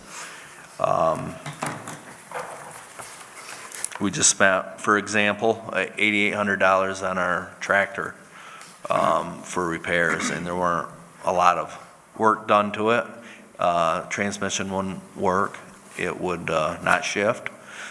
And yeah, every gear had a solenoid, not to go into detail. But yeah, we had to send that to a dealer in New Hampshire, and it was there a couple months. Yeah, it's scary where we're going for the increases in that.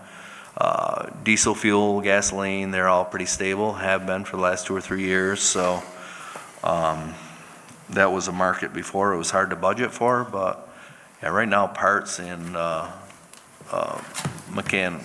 mechanical labor is I'm afraid we're going to go over in that this year. Okay. That sounds fairly specialized.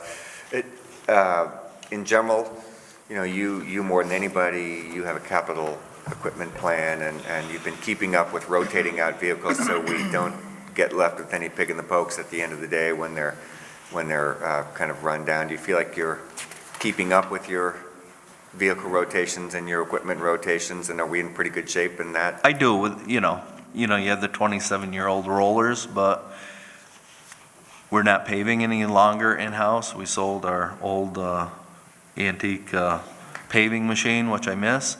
But so there's a lot of equipment that's not being updated or replaced.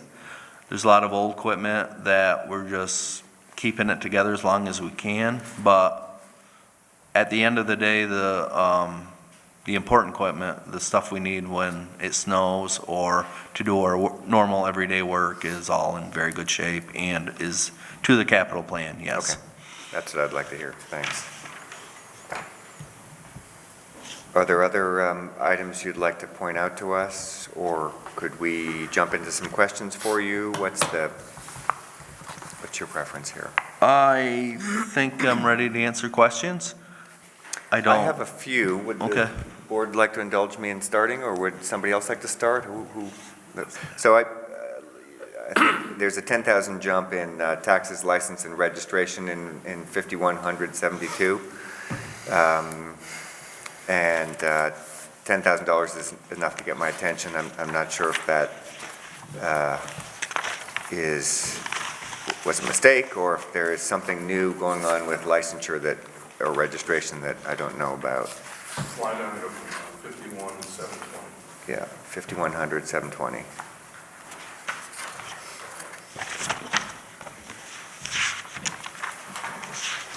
It's under highway administration. Taxes, Page 13. taxes, license, and registration. I don't know, Stuart, maybe you, Well, the increases we're seeing have to do with the new stormwater permitting regulations passed by the state. We have to get a general stormwater permit on an annual basis. We also pay a fee for the various stormwater permits for the developments that we are taking over. I see. When we take over a roadway, there's a stormwater permit that comes with that, and that has a license, and that has to be renewed. Got it. On an annual basis. So we're seeing increases there as time passes. The other thing that line item covers is CDL license reimbursements. We reimburse the employee anything above their normal license cost so that they can maintain their CDL. is that a new practice? No. Is that why it jumped up, or no? No, that's been pretty much what that line item was for. We're adding these other fees that are coming along with the various stormwater permits that we I have see, to- so it looks like a line for vehicle registration or something like that, but in fact, there's a lot of other permitting stuff in Yes, there. I mean, that you would take a vehicle registration perhaps out of that category as well when you buy a new vehicle, but that's a relatively small cost. Okay. I'm actually. And I'm sorry, my printout doesn't have that much of an increase. I see what you're looking at, but on my page for page, it's $800, but. What we're Stu's looking right, at- we have several, we have a bunch of the developments that have annual stormwater permits that we have to, Upper Desert, Thompson's development off Barney Road, Habitat. Bradley Drive, there's a bunch of different ones that we have to, that's where this money comes out of. Okay. I'm satisfied with that answer. If it was just vehicle registrations, I would wonder about that. I think in terms of cuts, that if you're in highway construction and maintenance, there's a fairly substantial cut to your 5110-220, cut about 40,000, and 5110-560, 54,000 got cut out of that for Pleasant Street. Are those both cuts that we are going to miss? Those cuts that are going to hurt us? Well, we reduced the cost in for the Pleasant Street project because that project will essentially be completed this year, if it's not already. There might be some. That line was always for grants that we got from the state that we had to match. That was the And we local don't match. have any open ones right now. Great answer. So that work will definitely be done, in our normal Okay. budget. As far as 5110-220, we definitely reduce some projects out of that, the normal everyday stuff. I think you'll see it when perhaps the Stark Street Park, we were able to go in there and do a lot of work and out of this line item per se, and you won't have any of that come help us Flexibility. last minute. There's no contingency if you take this away. You know, there's no, Ability to if help. you yell for help, we probably won't be able to afford to come running. So part of the exercise here, we asked the manager to let us know, as we look at these cuts, what it is that the community is giving up. So that's why I'm pressing you on this. And if I could, just follow up on what RJ said. Yeah. One of the things that we do when we're building a budget is we look backwards. And over the last several years, this particular line item has averaged about $79,000. In spite of our budgeting a higher number, there's simply, we don't do as much work, or we're lucky that there's not as much repair that we plan on. So we basically take that average, and I added another 10% to that average to come up with a figure for this year. So those were really my cuts. We have from RJ what he plans to do, and we do budget to do paving repairs, but that is essentially a contingency. We don't know what those costs will be, because it's not a paving project necessarily, but it's when we come upon a problem in a road that we didn't anticipate. We have monies set aside to do that. And sometimes at least looking backwards over the last 5 years, we don't always spend all of that money. Okay. So when one is looking for cuts, Right. that's the kind of work I'm doing. We're glad you're looking for cuts. I think that the balance point, of course, is that our DPW staff takes on a lot. So, you know, there's been a tremendous amount of activity, new activity that you've taken on. You've helped out with the parks, you've helped out with the sewer, we've done so many things in-house, and we've been extremely lucky to have you doing all those things. And the last thing I think this board wants to do is to punish the DPW for having done such a great job. In fact, we'd probably like to make sure that we don't preclude your ability to be able to be helpful in situations like that. And it sounds to me like you're saying, Stuart, that we're okay, that given past. It appears that historically we'll be okay. Okay. Another big cut, RJ, was to projects 514560 was cut about $82,000. I wonder if, I'm on the very bottom of page 13. What number again? 560. Have I got that right, Stuart? That came off of your Projects? worksheet. Projects on the other purchase. Projects, other purchase Yes. service. Okay. Yes, RJ submits I think his list of projects this year totaled $426,000. We reduced that by the cost of the bond, principal and interest, bringing it down to the 343. So I see. The cut there is really offset by an increase in It's the bond mechanical, cost. right? Okay, all right. I know Jeannie cares a lot about sidewalks, and in particular, because for whatever reason, a lot of people in this community talk to her about sidewalks. But budget Some of us walk on the sidewalks. Can I just say that? 5,200,506 was cut $75,000. It looks like that's all sidewalk cuts. Is that what that represents, Stuart? And Yes. If so, are we following our sidewalk plan? We have a plan to replace our sidewalks on an orderly basis, with the worst getting replaced first, as I understand it. And does this 75,000 throw us off track on that? Well, one of the major projects that RJ had placed in his budget was the Washington Avenue section from Elm to Observatory. And that involves a complete rebuild of the roadway, drainage, lead line replacements, because there are a number of lead service lines up through there. And so I pulled the project because we won't yet have the bond monies that we'll be looking for, the lead reimbursement funds available to us in this fiscal year. Right. If we wait a little while, we'll have free money from the state to do those lead lines. That's right. If we do it now, we'll have to pay for it. It Okay. didn't make sense to do this project now when we know we're going to be. All right, so I may have Thank you. headed your concerns off at the Yep. pass. Two of them so far. Okay. Yep. So, and going the other way, just in terms of, not concern, those other concerns, or maybe you're cutting too deep, but this other one, RJ, I'd love to know about the sluiceway.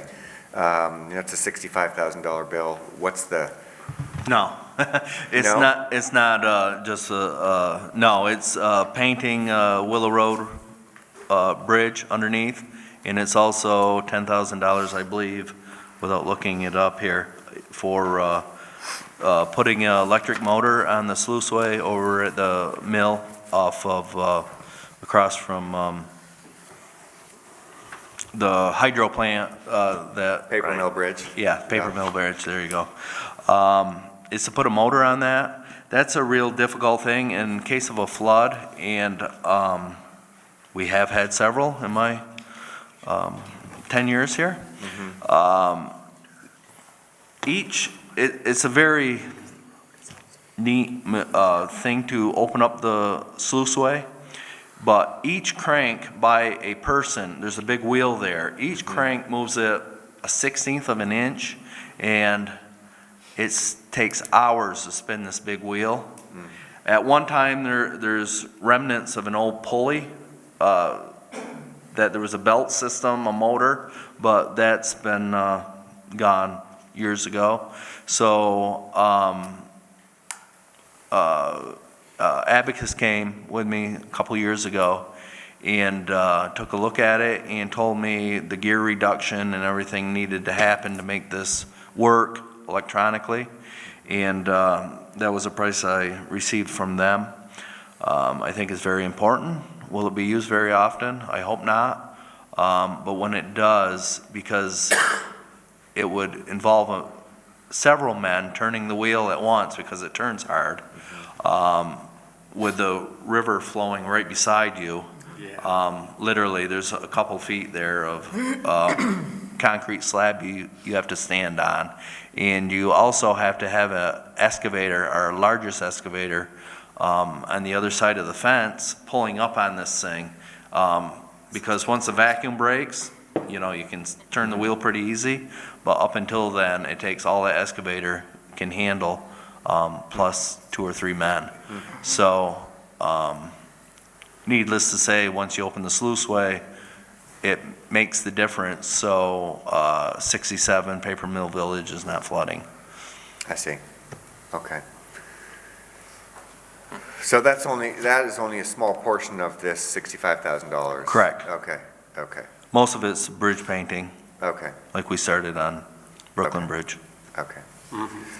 Last one, thank you for that. A $65,000 sluiceway motor seemed like a lot. But Yeah, I get it it is. now. So, yeah, okay, so it's, 10,000 does not seem like a lot too, when you think about the person hours that it takes to turn that, especially if you need a piece of machinery.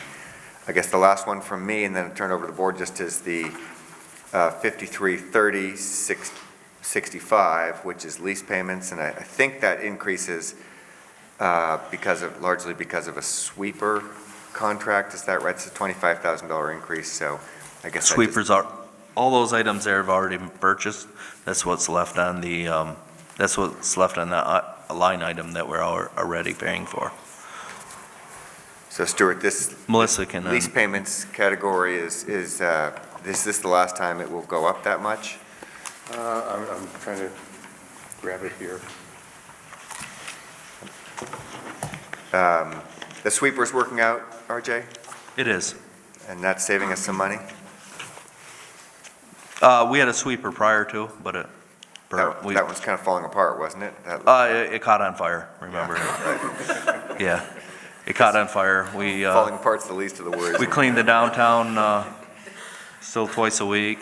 Springtime, it's out every day. Yeah. It's definitely mandatory that we do that now. We clean catch basins. It's all on the municipal road grant thing that the state, RJ, it's got its own water supply. Did you ever think of putting a hose on it? Just kidding. No. I'm kidding. it does have a hose on it. Oh, it does? Yeah, it has a pressure washer. When you're sucking out a catch basin with the 8-inch hose, you have to pressure wash it to make the material loosen up and go up the pipe. Stuart, I'm happy to move on to other questions if you want a little more time to look into that lease payments This question. went up from 92,460 to 117,860, and it has to do with the purchase last year of the vehicles and equipment that we did last year. And the way Melissa sets these purchases up is we pay, in a sense, a year in advance, or a year behind. Clarify for me, Melissa. Well, in regards to the question about the increase, I'm trying to remember what that is, and it's not along those lines of what you're talking about in the principal account, where our first payment comes out of our own budget because we don't make our first payment back to the bank for the following year. But as far as this question, I'd like some more time to get Okay. back to you on that one. Great. I remember there's something about that, and I'd like to make sure it's correct. Well, and we did have a note from the manager on that one. I have a check mark next to it, so that. We'll be back next week So anyway. I don't remember what the note was. Let's see. 53330. Lease payments included here are annual payments for the sweeper, a wheel loader, the grader, and a loader backhoe.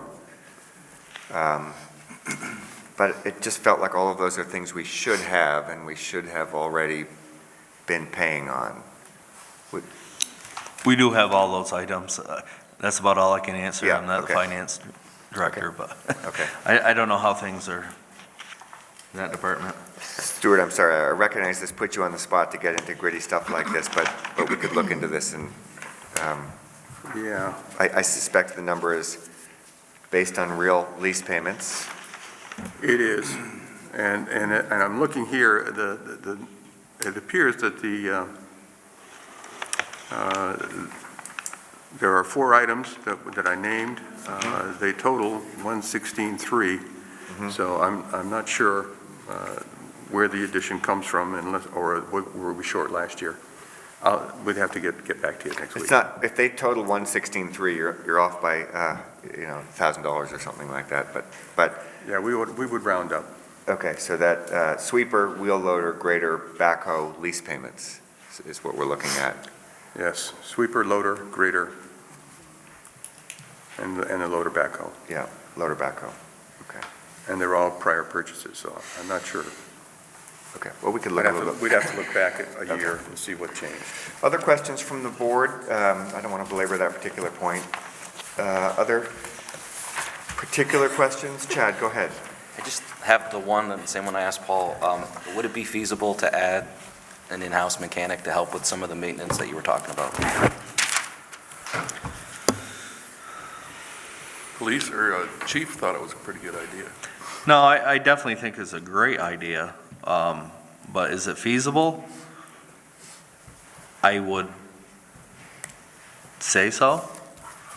We have the facility for that, and just basic oil changes, maintenance, and the records that we do not do that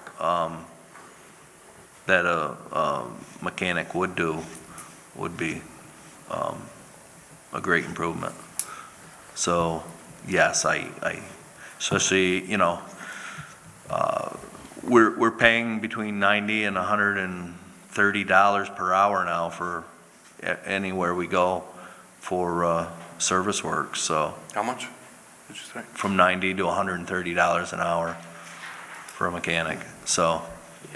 And that's not including the downtime of the Right. vehicle is extended. We have a pretty good schedule for the vendors I use now. We don't have a lot of downtime, but most vendors now of any distance, they come over and pick up the vehicle and bring it back, so we don't have man hours tied up. Yes, the vehicle's down, but yes, that would definitely help on the downtime. RJ, would there be enough work to employ somebody Absolutely, full-time? absolutely. Yeah. If we included, there's probably enough work for 3 mechanics, if you include the PD and the other departments, just in oil changes. So I think one of the reasons we asked the manager to show us where the cuts were coming from before the budgets got to us this year is because we wanted to make sure that we were not being penny wise and pound foolish, as they say, being so cheap that you end up hurting yourself more. And we each have examples of things that we have been wondering about, and this is something Chad's been thinking about quite a lot. we obviously wouldn't adopt this unless there was a proposal from town staff that showed very clearly, that the numbers were there to make sure that this was a good investment. The cost of a new employee, when you count FICA and insurance and all that kind of stuff, is very high.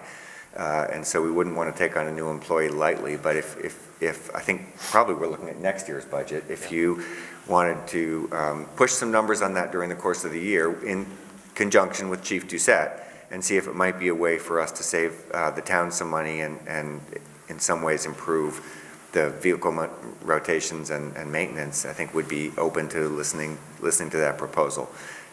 I think it's too late for this year to do that, but that's the shift we're trying to make, a slight shift towards tightening the belt with a little bit of a long-term perspective. So, what saves us money over time, not just right now, but now and in the future. So, I'd like to. Can I have I summarize that? Yeah, and I well enough? anticipate if we were to add this Yeah. in the next budget, there would be an increase because of all the startup costs, but hopefully over time, there would be a return on the investment. Mm-hmm. Yeah, Right. So that was mine. Go ahead. When you do make your proposal, the chief talked about how handy it would be to have a lift and all the other equipment that you would need to employ a good, competent mechanic. So I would suggest you include that in the proposal so you can really hit the ground running. Anyway, a thought for next year, and With all due respect, though, it's hard to cut your budget and keep your budget level with increasing anything. Yep. But, we'd have to cut in maintenance and repair to pay for this person. We'd have to cut in different categories. And this person, I don't foresee, would be doing we wouldn't buy them specialized computer equipment with, that they can plug in a Freightliner or international truck to. And so we still have that need to go to a specialized dealer. So to cut that wouldn't yeah, if you're talking be about fixing possible. a transmission with multiple, the transmission job you were talking about is clearly very specialized. This guy's not going to do that. Right. Anyway, just a thought. I think it's a thought, and you're Oh, right. it's a great idea, and We asked I'm you both to cut your budget, and then we ask you to expand things. We Yeah. recognize there's a tension there, so. Yeah, okay. But we're not, I would say we're not finding fault. This is not a criticism, this is more a curiosity.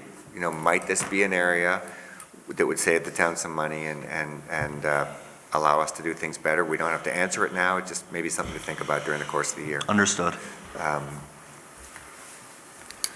Other questions from the board? Jeannie. Which one? Jean. Me, Jean. I'm okay. sorry. The Jeans, any Jean. So to usher that proposal through, you need to run for another term. I'm just All saying right. that. Okay, so Chad's in. It's not going to happen without me, so. I See you in decline. March. Yep.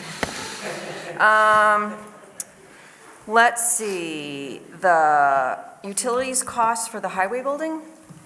The electric went up and the heat went down. I'm just curious.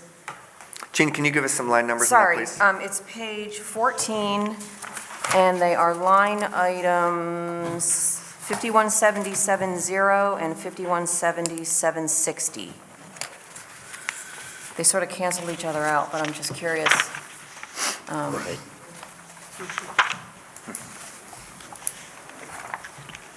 You got it? I see fuel goes down 8,000, heating fuel goes Yeah, down 8, I know. I down had 8, electric goes up 7. 7. Yeah, electric, this bothered me. It's a lot of money. I compared it to several buildings that the town owns and several outside, and it looks like that is low, that dollar amount for electric in a building much smaller than that. So we've shut everything off. We've done what we can do to try to cut back on electric. Heating has gone down pretty much because the thermostat's at, I believe, 52 degrees. It's cold in there. We've shut our air handler off most of the time. We've running barn fans now to try to keep air moving in there to save money. This is a ongoing thing, and we just can't, it's a big building. Yeah. You know, and there's, people are in and out all day long, there's doors, we're always trying to save money. I personally, when all the guys leave in the morning, go check the garage. If I don't, Larry does, to make sure all the lights are out. I wish I had an answer where we could save More. on electric, but as far as an average on other buildings that are comparable in size, it's a low number. Another opportunity for the Energy Committee. Right. So I'm marking Solar it. first thing I'm thinking of is solar panels. Anyway, Looking back at the 2019 actual, this year's budget proposal is almost identical. is what? It was almost identical. It was 3712 and that's 37. So it was obviously under budgeted last year. Right. So it's an increase, but it's not an actual increase. But there may still be There may be opportunities, I agree. for Yeah, I agree. yeah. But it sounds like they're doing everything they can. Well, yeah, particularly if you're freezing in the building. It's cold. Well, If you're not moving in there, you're very cold. And that's the garage part, not the office part. Correct. Yeah. I think Larry keeps the office at 33, just so the water doesn't freeze. So the pens work. That sounds a little high to me. Yeah. Jean, other questions No, from done. you? Jeannie, you had something. Yeah, I wanted to follow up for a moment on sidewalks. I know there's a sidewalk plan, and it sounds like it's really nuanced because sidewalks get done when other things are also being done. It's not just marching through town. But I'm thinking it would be really wonderful if at some point you could come to a select board meeting and just talk about the sidewalk plan and what goes into deciding what gets, what gets prioritized and just the nuance of that. I think that'd be really helpful. Okay, there's a map. I'm surprised that you don't have Yeah, seen no, that. I know there is. I'm just Okay. thinking it would be really helpful because I do hear a lot about sidewalks and I think for people that walk around town, it's not necessarily obvious where a particular stretch of road is on the sidewalk plan. So I think it would just be helpful. And then related to that are streetlights. And and just walking around, there are places in town that are particularly dark at night. And I'm wondering if there's a comparable plan to evaluate lighting needs in the town, and if our budget is adequate to address any dark spots that we might have. Is that something the Regional Commission could help us with, do you think? Actually, we did a comprehensive review of that, and we switched to LED lights.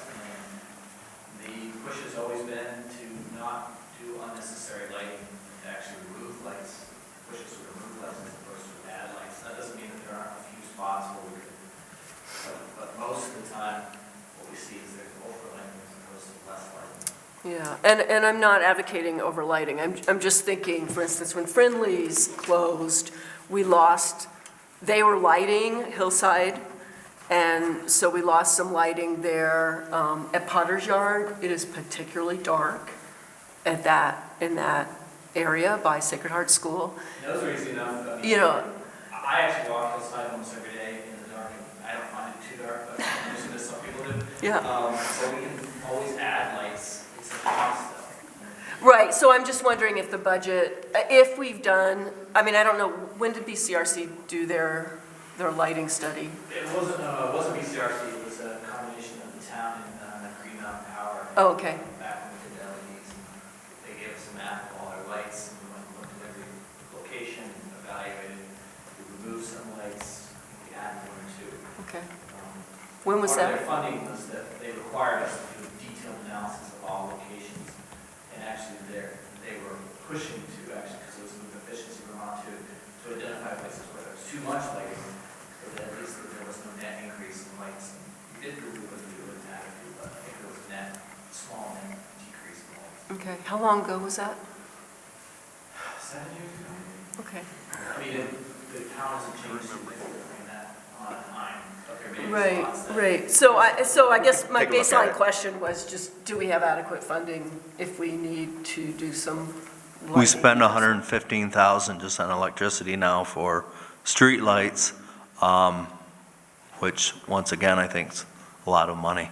I think if we want to cut, I would turn the streetlights off before a lot of the services.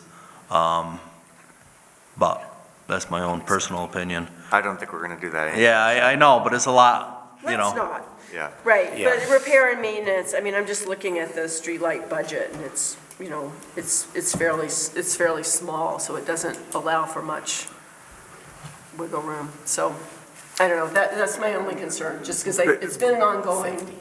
We have a contract, the lights that are outside of the downtown, those historic lights, we own and pay the electricity. So we maintain those lights. All of the other lights are owned by Green Mountain Power, and we pay a per fixture cost for those lights. We do spend a bit of time every year getting Green Mountain Power to make sure that the lights are on, because they don't necessarily do a very detailed review.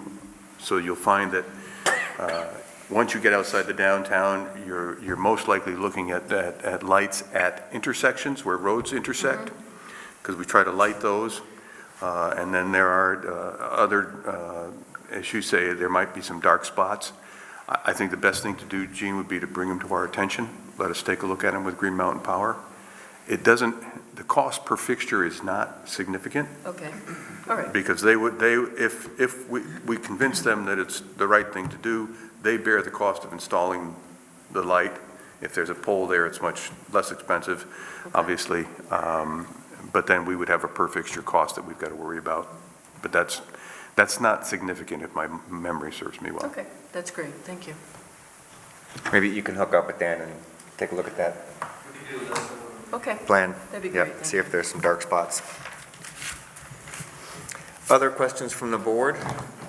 Bruce? I'm happy to hear that it's not because I'm on the board that Washington Avenue is not getting dealt with. Washington Avenue's been on the schedule for 3 or 4 years now. Yes, I know. And then the lead grant came about, and, yeah. I appreciate. It should have been done years ago, yes. I appreciate all of that. I regularly walk that with a stroller, so it's helpful to Before I even understand all knew that. of you, it was on the schedule.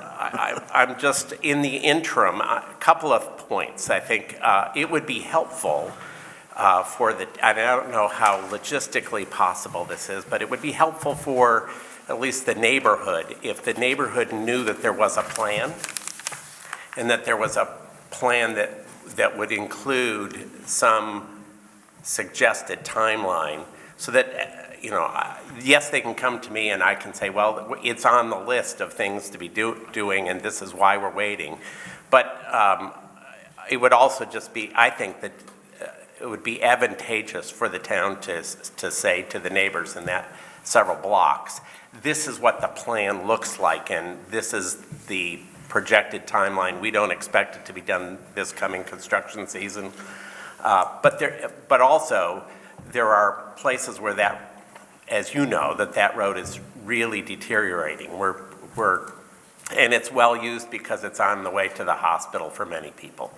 So I'm just wanting to make sure that Is we're this not in reaction to the people from Dewey Street that came to us and were, maybe that was before your time, there were some people from Dewey Street who felt unnotified about the changes to the sidewalk? No, I was just, Gene and I had also, apparently we think like on this. I think it's helpful for the town to communicate. So Same if thing there- on Imperial, the Yeah. project on Imperial. It's just great. Here's what's going to be happening. And it could be a letter that I don't even know if you'd have to mail it, but stick it in people, I don't know, stick it in. I don't know people's how you doors. do it, but I think that, and I'm not sure, RJ, that you're the person to do that, but at the very least, it would be helpful for us to communicate, particularly since I walk up and down that street a lot. I do get stopped, and I've been trying to provide information as best I can, but At this point, I wouldn't even be able to put a schedule. Normally, when we do have a rock-hard schedule, where we have everything all lined up, how things are going to take place, we do notices and we put them on doors. Perfect. But I understand, and this has been an ongoing thing. I thought it would happen this summer, I know, actually. I But understand. when it's when you not. have to rely on a lot of other entities, I know there are a way lot of above us pieces. for money. I'm aware that there are a lot of pieces in this puzzle, and I'm foursquare in favor of replacing the lead lines as quickly as we can. Right. But that's a process. Right. So I'm just letting, maybe people who are watching will now understand why, but I doubt it, but nonetheless, thank you. In the absence of other comments, you know, it's worth noting that this also is a 0% increase budget, 0.00. And you've withstood some really big cuts from the manager on this, which is, we asked the manager, of course, to run a tight budget, so it's not like it's him being punishing to the DPW, it's him doing our bidding. But we do appreciate the fact, RJ, that there are several large cuts that have come in here. I think you've reassured me that these cuts do not mean big deficits in service for the community, that you're still going to get done what needs to get done. And I also feel that you had very good justification for the few areas that you had some price increases in. So to my mind, this would be a good budget and worthy of our support. And I don't think we're going to vote on this now, but I might like to get a little more information on those leases. But other than that, I feel like we are very lucky to have the DPW doing everything they do for us. Thank you. So, is there any other comments? No? Okay. All right. Thank you. Sorry if I stole your thunder, Jim. You want to say it anyway? I mean, good to say it twice. All right. No. So The purchase service or yet. So, License. Melissa. I think I can collaborate. I might have a question for RJ about leases. Okay. If you'd like to. Sure. If we can finish that off now, that'd be great. Thank you. So I don't remember the piece of equipment, but there was a piece of equipment that was being rented, and it was being taken out of the rental account, and it's one of those four that are in the lease account. And it was very costly, and you needed to continue to rent it. So there was conversations that were had about that it would just be cheaper to buy it outright. Okay. So we made the first payment out of, we planned it out of the rentals account. And then in the following year, the first payment was made out of the lease account. First year was rental, and now it's Yes, for the lease. out of lease. So now the increase is because we ended up buying it or leasing it, and so you're seeing that increase for that one piece of equipment, but I don't remember which one it is. That's the sidewalk plow. That's the third machine we have out on the sidewalks now. Is that a wheel loader? No, the grader. No. No, it's It's not on this list of four? Wacker It's Newson. not what's on that list. Something from Seward. I think Is it's that the the one Wacker with the- Newson is They're the putting it away. sidewalk plow. Is that the one with the snow blower? I think it has It that. does have a attached. snow blower. So maybe there's a fifth piece of equipment then. Sweeper, wheel loader, grader, loader, backhoe, and sidewalk plow? Okay, it was, okay, I'm sorry, that's the problem I couldn't answer because I couldn't remember which one it was or the exact timing, but I do know that the situation is that we were renting and it was a very high expense, and so we made the decision to Lease. buy it outright Yeah. and stop doing that, and that's where that increase comes from, and I apologize that I can't remember which one it is. All kind of sound the same? Okay. All right, great. Well, thank you for that. Appreciate you stepping up. Thank you, RJ. Really, You're really welcome. appreciate Thank your you. insights. It is 10:25. we have been at it for a while, but we have a general budget. Stuart, what are your thoughts and your pleasures on the rest of the budgeting process? Well, I just as soon attack it if we can, and if you're prepared to do so. I'm sure there are some cuts that were made that the board may want to discuss. Yes, there are. Especially with regard to marketing, if I'm not mistaken. But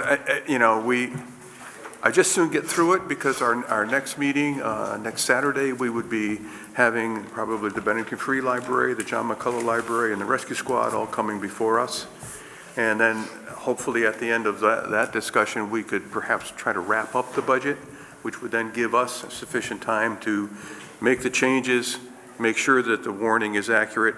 We do need to talk about a little bit about the local option tax and whether we're going to include that in the warning this year. And so there's some work to do. So if we can wrap up the administrative sides of the budget, I just soon do it today and get it behind us. What's the sense of the board? Yes. Keep going. Who's got a life? All right. How much time do you think we're going to need? It feels to me like we're going to get quickly to a couple of conceptual points. Yeah, I mean, there are two or three things in here that we're going to have to figure out, and that we're maybe not happy about. So why don't? 3-minute break? Sure, three-minute break, and then we'll reconvene, and Stuart, maybe you and I can strategize for a minute. Okay. Fire department and the police department and the highway department, all of which have shown us very good budgets. And Stuart, we now are entering the general fund, and this is going to be made complicated, I think, by the revenue side conversation. But let's go ahead and have a conversation first about what we feel are necessary expenses, and then we'll have a conversation about possible revenue. Okay. I mean, there are several increases that are unavoidable here. You'll notice in the elections town clerk category, we now have 3 elections coming in this coming fiscal year. And so that drives the cost up, and frankly, that's pretty much what drives that entire wage. I should note, though, that it doesn't include 2 full-time personnel, the town clerk and the assistant clerk. And if you look at the total wages there of $142,660 for this particular year, it'll go down the following fiscal year because we'll only have the March election. We generate from town clerk fees, and this gets into the revenue issue a little bit, about $162,000 a year. So the town clerk's office generates sufficient income to offset the cost. And I know that may be an issue for some out there in the world. Moving forward into the recreation budget, you will note that we now have put all of the contracted costs for the Y into the administrative category, and basically it's about the same as it was last year. And the rest of the budget is developed by Larry McLeod and Mark Sawyer, because it's all buildings and parks related. I may be coming to you at the next select board meeting with a proposal on raising the rental fees for the parks and the pavilions. It impacts only those who use those facilities, but we haven't adjusted those fees in a decade. And so we'll put that before you. I know we are committed not to raising fees at the rec center for at least another year. But we'll talk about that at a regular select board meeting. But so you don't have a lot of changes in this particular budget. Increases are due to costs that we don't necessarily control, but it's we talked a little bit during the break here. Our property and casualty insurance have gone up this year, even though the rates went down. But we've added significant amount of value to our total property ownership.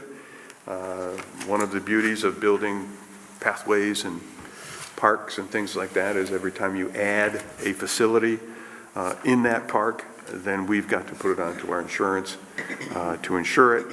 And so I know that we've seen a big increase in the value of our facilities, and that has reflected in an increase in the overall property insurance category.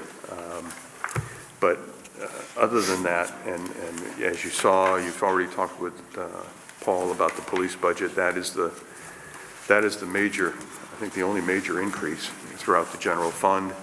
And I did cut the proposed marketing budget, and I'm assuming that if in fact the board does wish to put marketing monies back in, I would encourage that it be put into the reserve category, transfer to reserve, so that if we don't spend it, it is then reserved for future years, as opposed to becoming part of the fund balance.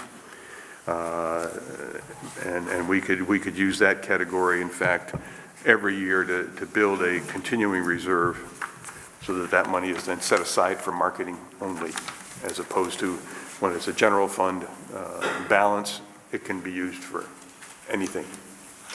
Great. So that's my pitch.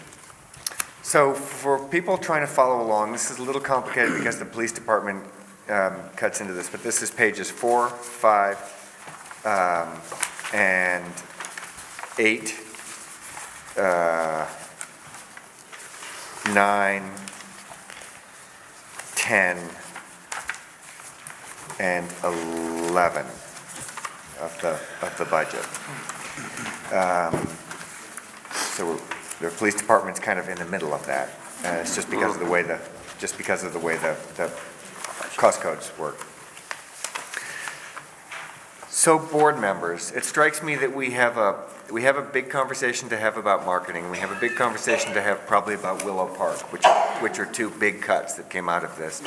I'd just say let's what do you say we put those to the end instead of having them. Not in today, and Well, maybe today, but let's go through some of the minutia here first, and let's hold off talking about marketing and hold off talking about Willow Park until we get a little further through this.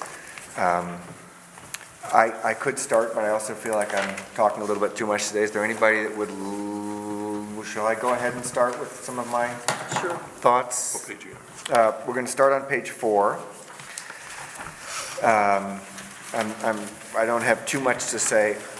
Actually, we could start on page 2 if you wanted to, or page 3. I do think, Stuart, one clarification we could stand to understand, you gave us a note about it, but is the swap in between the 3620.1 Yes. labor swap that happened? Yes. The one full-time employee that remained at the recreation center has been moved to the reception desk here at the town offices. And so we've moved that salary and benefits cost into the permitting and planning, the 3620 account, simply because Dan is in charge of the West Wing, and so that would put both reception folks within his budget.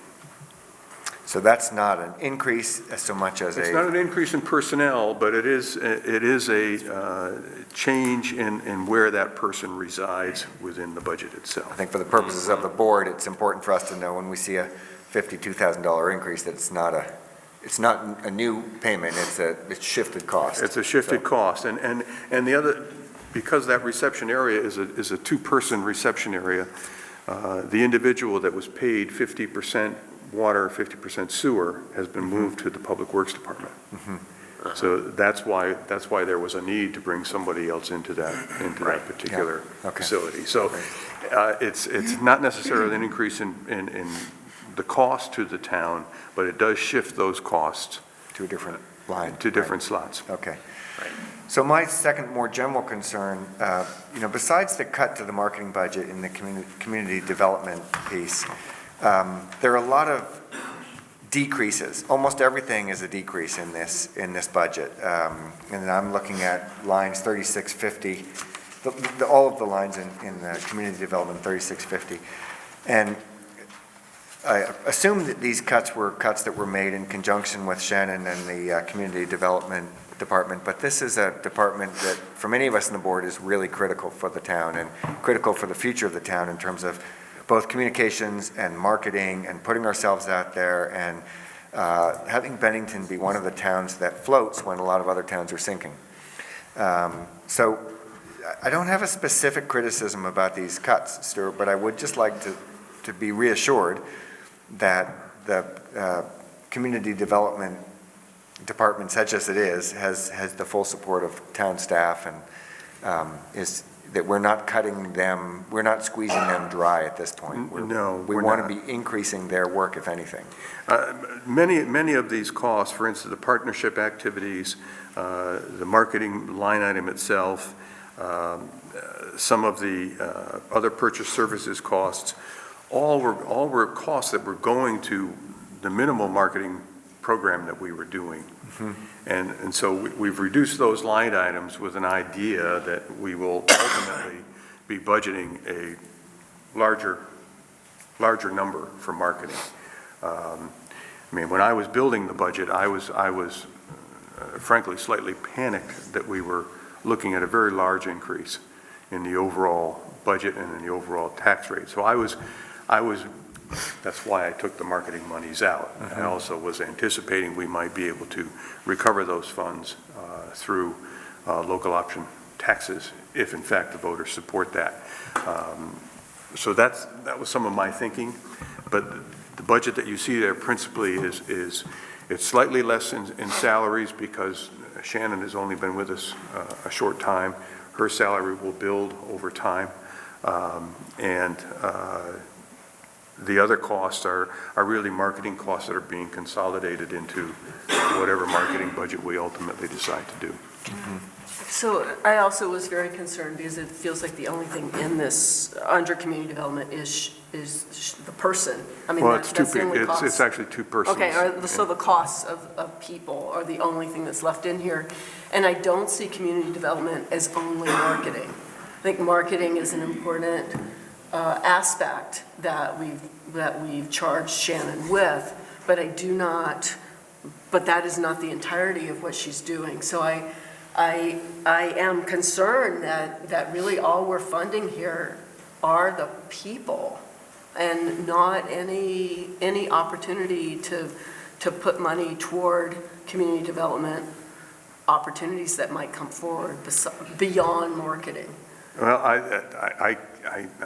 most of the budget that you see there was presented by Shannon.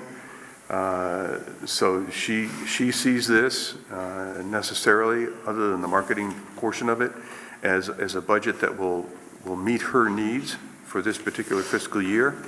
And I don't know what else to say, Jean. Can you talk about what partnership activities was? That looks like 3650.565. yeah, went from 4,000 to 500, which was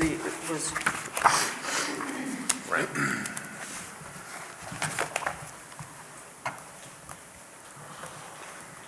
That looks like it is a column that has gone up and down radically over the years, from 2,000 to 23,000 to 0. So yeah. it probably is one of those oddball columns that Well, contains. partnership activities, it funded monies for our, now I can't remember what we called it. It was our Project Vision, okay. What was the name of that? Under Michael Harrington. Yes. Yeah. We also work with the Bennington Economic Development Committee. Right. They're the ones who actually requested this a few years ago. There was some money in there to do partnership activities with other. Mm-hmm. And that was more economic development. Yeah. Yes, not as hard to. And now those monies, those funds are now all consolidated into the Bennington County Regional Commission's request. So, because they're spreading their costs over the entire county. So, Okay, I do not see I do not see those activities as being the same. I would be very concerned for us to eliminate any discretionary monies for community development and assume that BCRCIC is taking over all those functions. This might be something we should table. I mean, this is Shannon's budget essentially, and this is, on that list of cuts you showed us, none of these were suggested cuts by you, with the exception of the big ones, the marketing budget. So I wonder if we have a little further conversation with Shannon about this. Okay, I so mean, it would be I worth think it. Stuart's saying, well, this is the budget that our staff presented, and to ask him about the specifics of what Shannon was thinking when she developed these things seems kind of difficult. Is that something that we might be able to do, Stuart, or does that just slow the process down too much? No, I mean, really, I'm looking down through her presentation to me, and the only cut I made was in the 600 account, which is professional services, generally reserved only for legal fees. She had thrown in website updating and maintenance, but that is covered in our administrative services budget. So it wasn't a cut, it was a correction. It was a yes, it's an adjustment. Otherwise, the budget is what she believes she needs to go forward. Jean? I wanted to piggyback on what Stuart just said. I was thinking about, is it possible, like you just mentioned, she has access to money for the website development just from another pot of money, not specifically designated for her. Is that the case for possibly some other funds that she'd have access to that aren't necessarily contained in her portion of the budget, or is it under the rec budget that she would have access to money? I don't know the answer, but I think it really depends on what the expense is for. yeah. I mean, yes, Shannon is that position now plays a much greater role in the recreation development. We have funds in the recreation budget that are also used for that purpose. I think if you wanted to create a contingency line in that budget, in her budget, that gives her specific discretionary funding, then we could do that. Like siphon it off, Well, it does feel like some of these things, for example, travel, budgeted every year and never used. I see why you took that out. Lodging, budgeted every year, never used.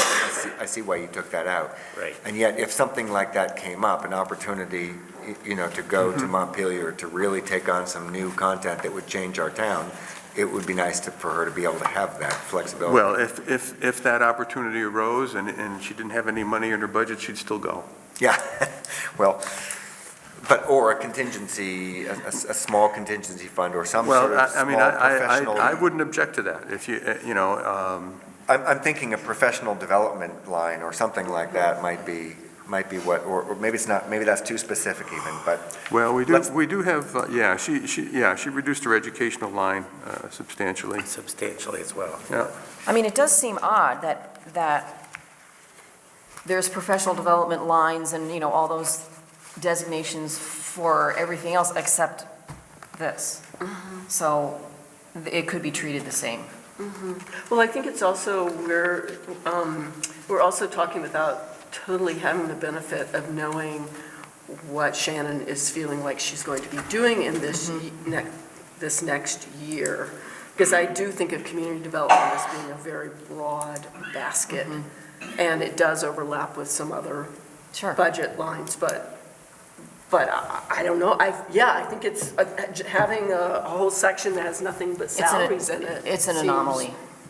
Yeah, I agree. Well, I'm not sure we need to solve this right now. I mean, at some level, the world is broken into lumpers and splitters, right? And maybe Shannon's a lumper instead of a splitter.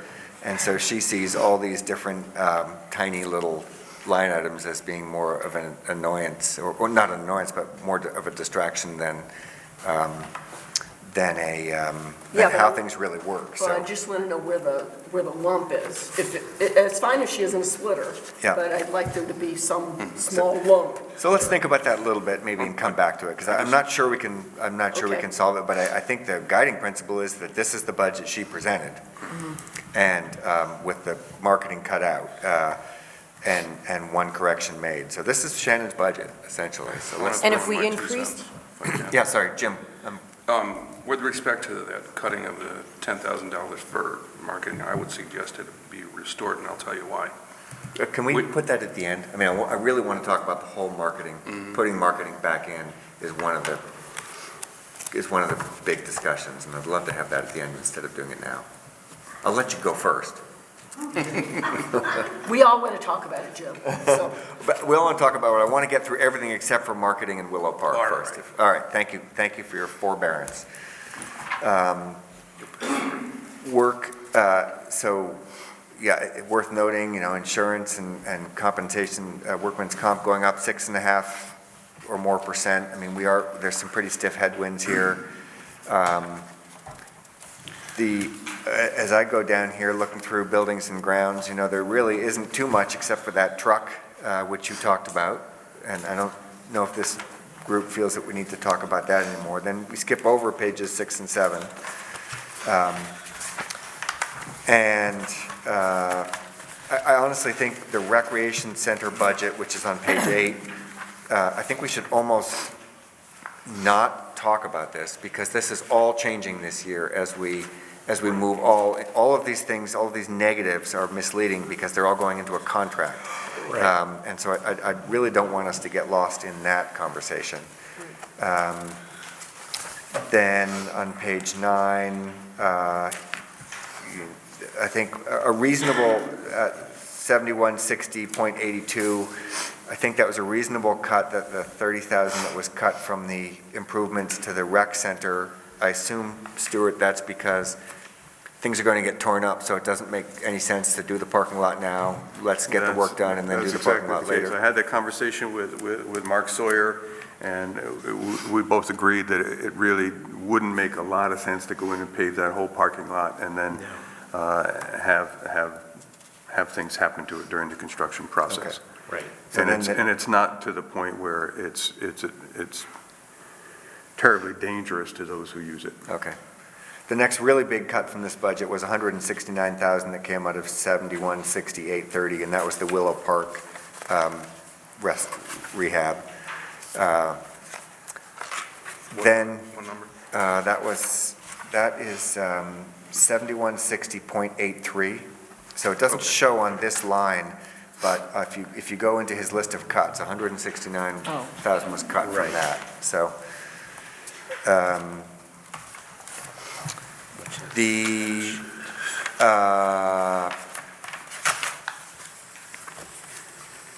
let's see, that's small potatoes.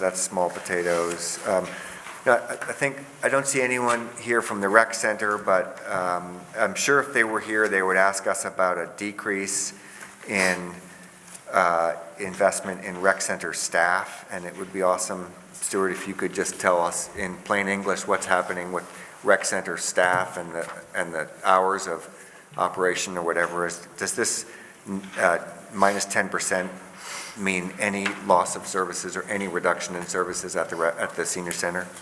This is line 7900.1. That's the senior center? Yeah. Yeah, it's just a matter of, we now have a new program manager, a former recreation center employee that has moved into the position of our longtime retired senior center director.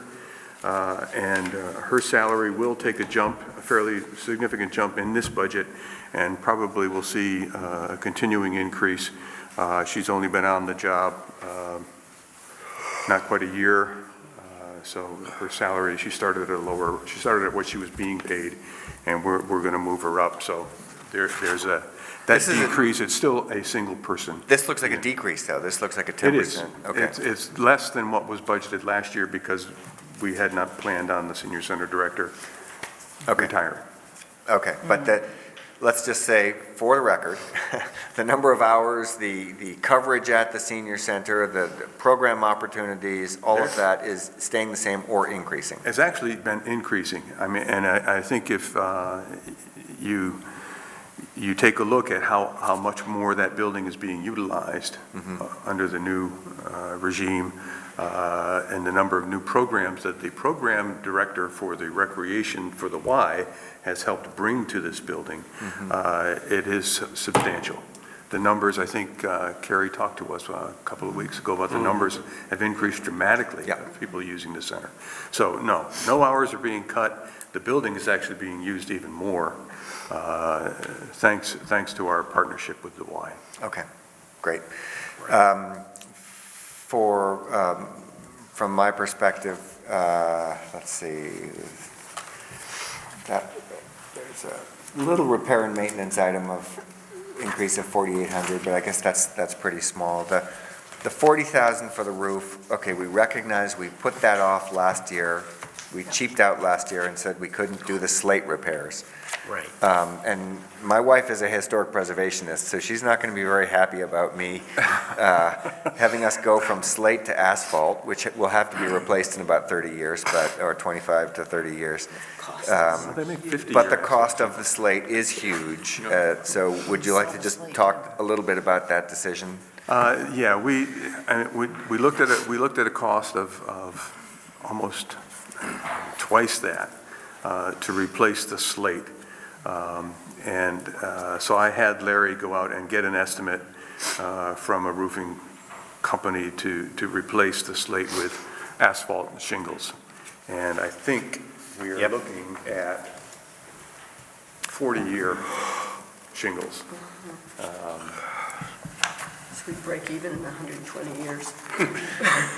Well, it's hard. A slate lasts a couple hundred years. I love slate, but is it a municipally sensible material? I'm not sure, so.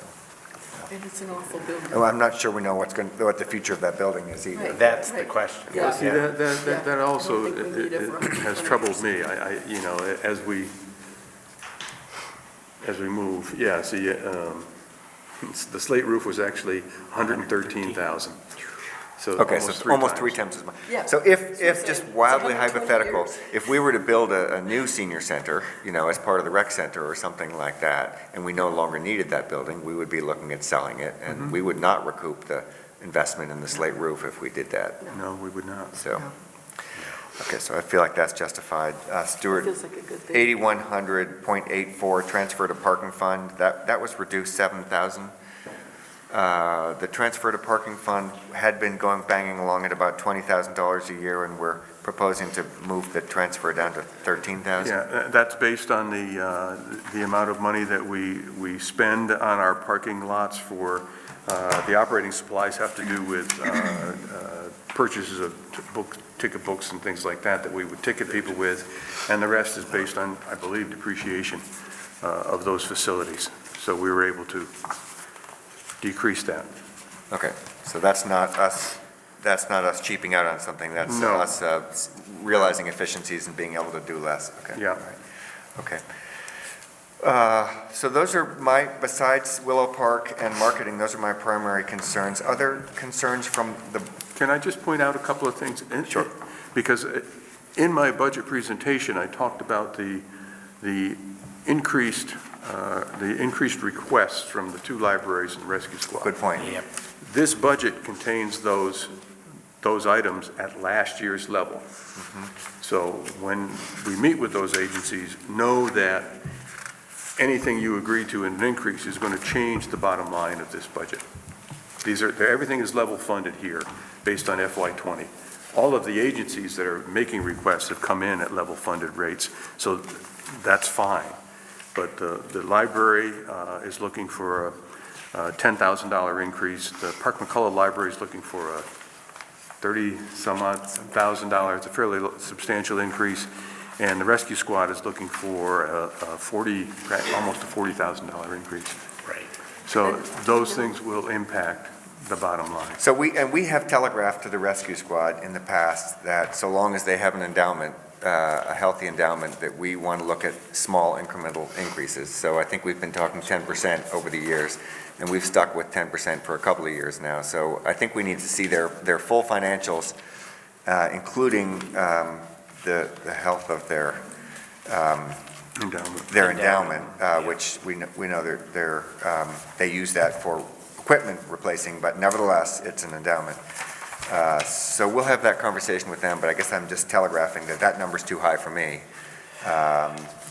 And I think I'll really want to hear specifically from the John McCullough Library folks why that kind of a jump would be necessary, particularly after last year, right? So those are things that we should be tracking very, very carefully. That between the two of them, those two jumps more than wipe out the marketing budget. So. And I should note that if it's not clear, that the manager's salary, the clerk's salary, and the treasurer's salary are all budgeted at last year's amount, because you folks set those salaries during this time. Chad? Will we have the budgets for the libraries and the? Yes. Yeah, we have them already. Jeannie's come in and availed herself of going through all of the agency files and everything else.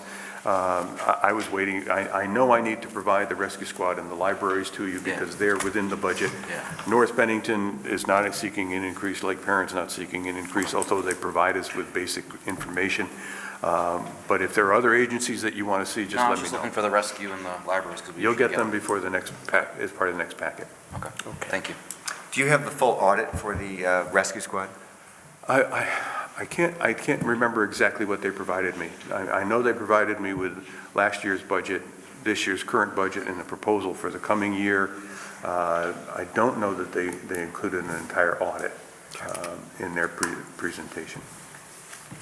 I don't remember. Do you remember, Gene? And do we have any sense of this is the last question, then we'll go back to what you control. Do we have any sense of what Turning Point's doing? I don't. I know they're petitioning. I don't know for how much. Okay. All right. Other line item concerns from select board members about the general budget? Yeah, I mean, I continue to be, I just wonder at what point it makes sense to really look at how we heat the rec center. The propane use, we use a lot of propane throughout town buildings, but the rec center is huge. And it feels like if we're having other improvements at the rec center, this might be the time to actually do the work to figure out if we could put a small biomass. Biomass would be good there.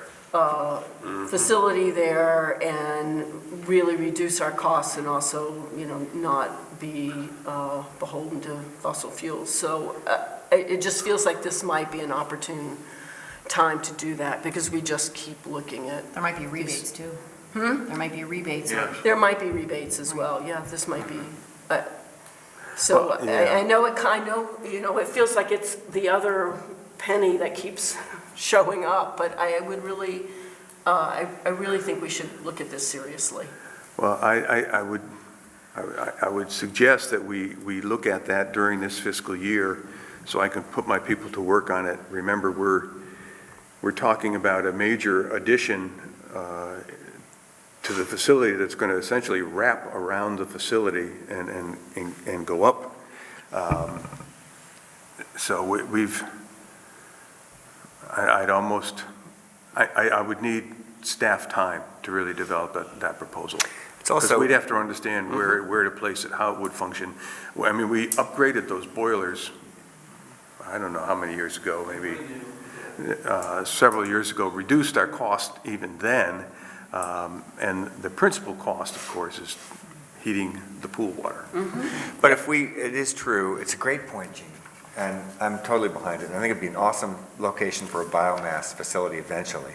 But until we know what happens to phase 2 or phase 3, if we're going to someday be heating a big indoor gymnasium there and whatnot, our heating needs might be very different. So until we know that, we could end up buying the wrong size boiler or getting the whole thing wrong. So I think it's a really good thing to track, and it'd be a great design piece to keep trying to work in as we look at expansion into phase 2, 3 of Certainly be glad to do that. rec center. That'd be great.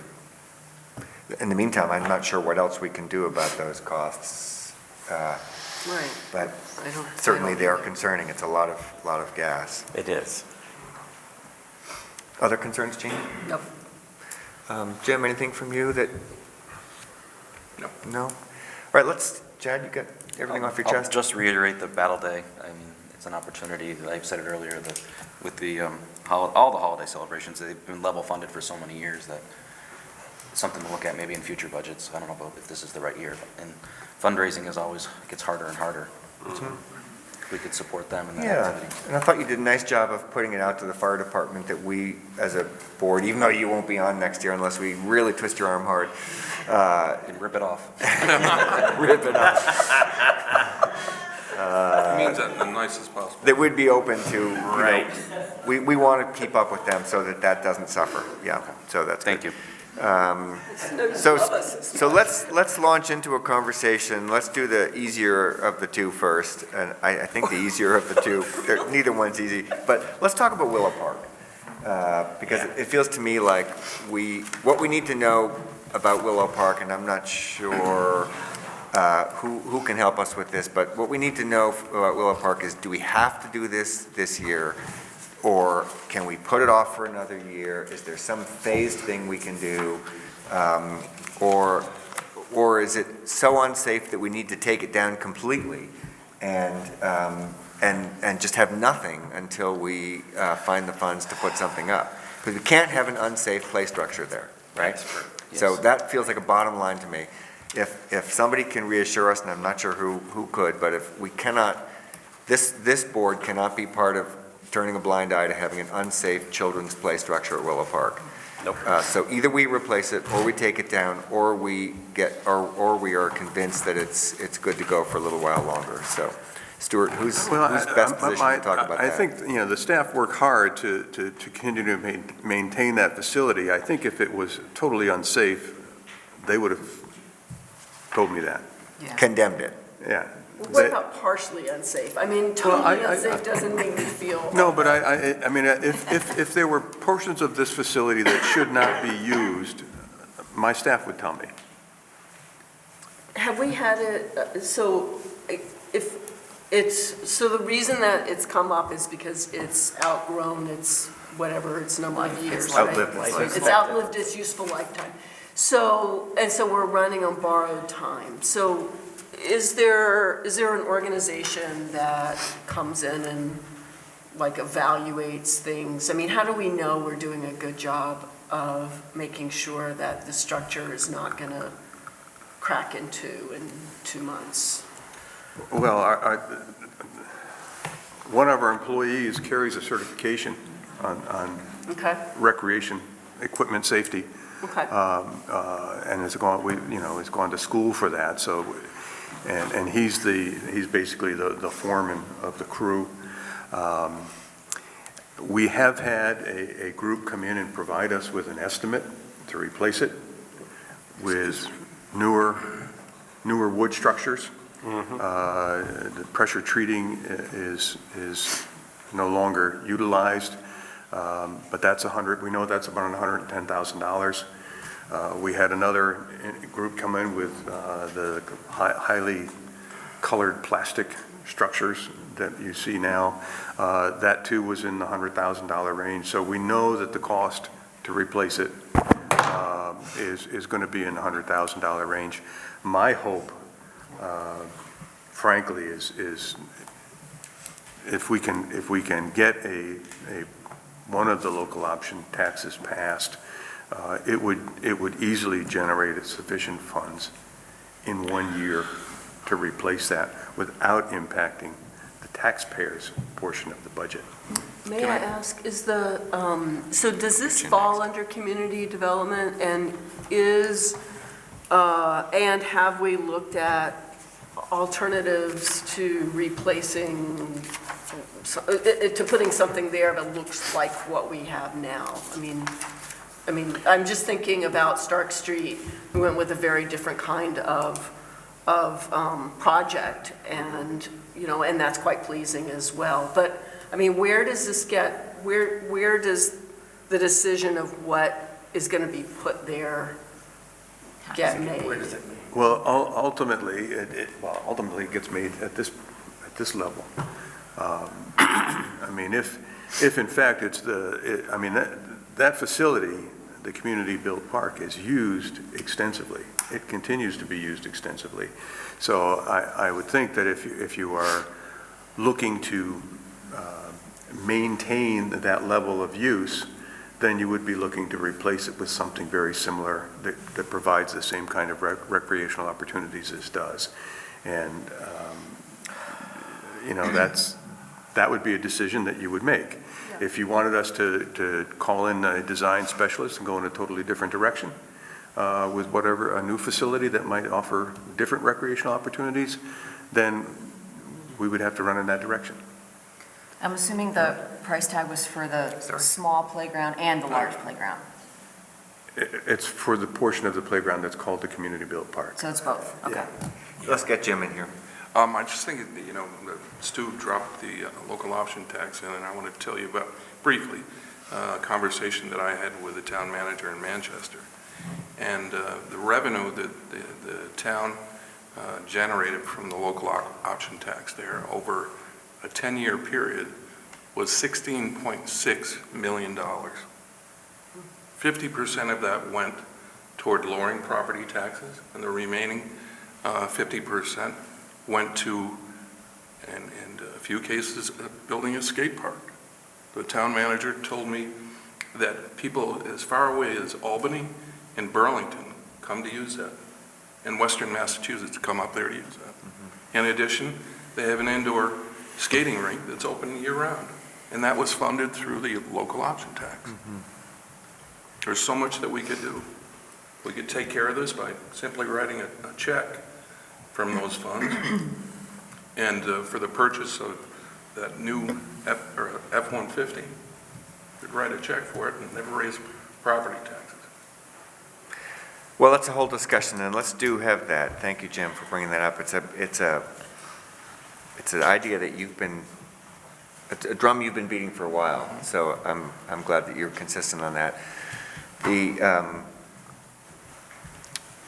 The issue, I guess, with Willow Park is, in my mind, Stuart, really one of urgency, one of safety, one of taking care of our community. So I think if you feel like your staff has said there is not a safety risk at this point, I will confirm that by the next meeting. Then I think that takes us in one direction. If there is any safety risk at this point, I think we have to put it in the budget.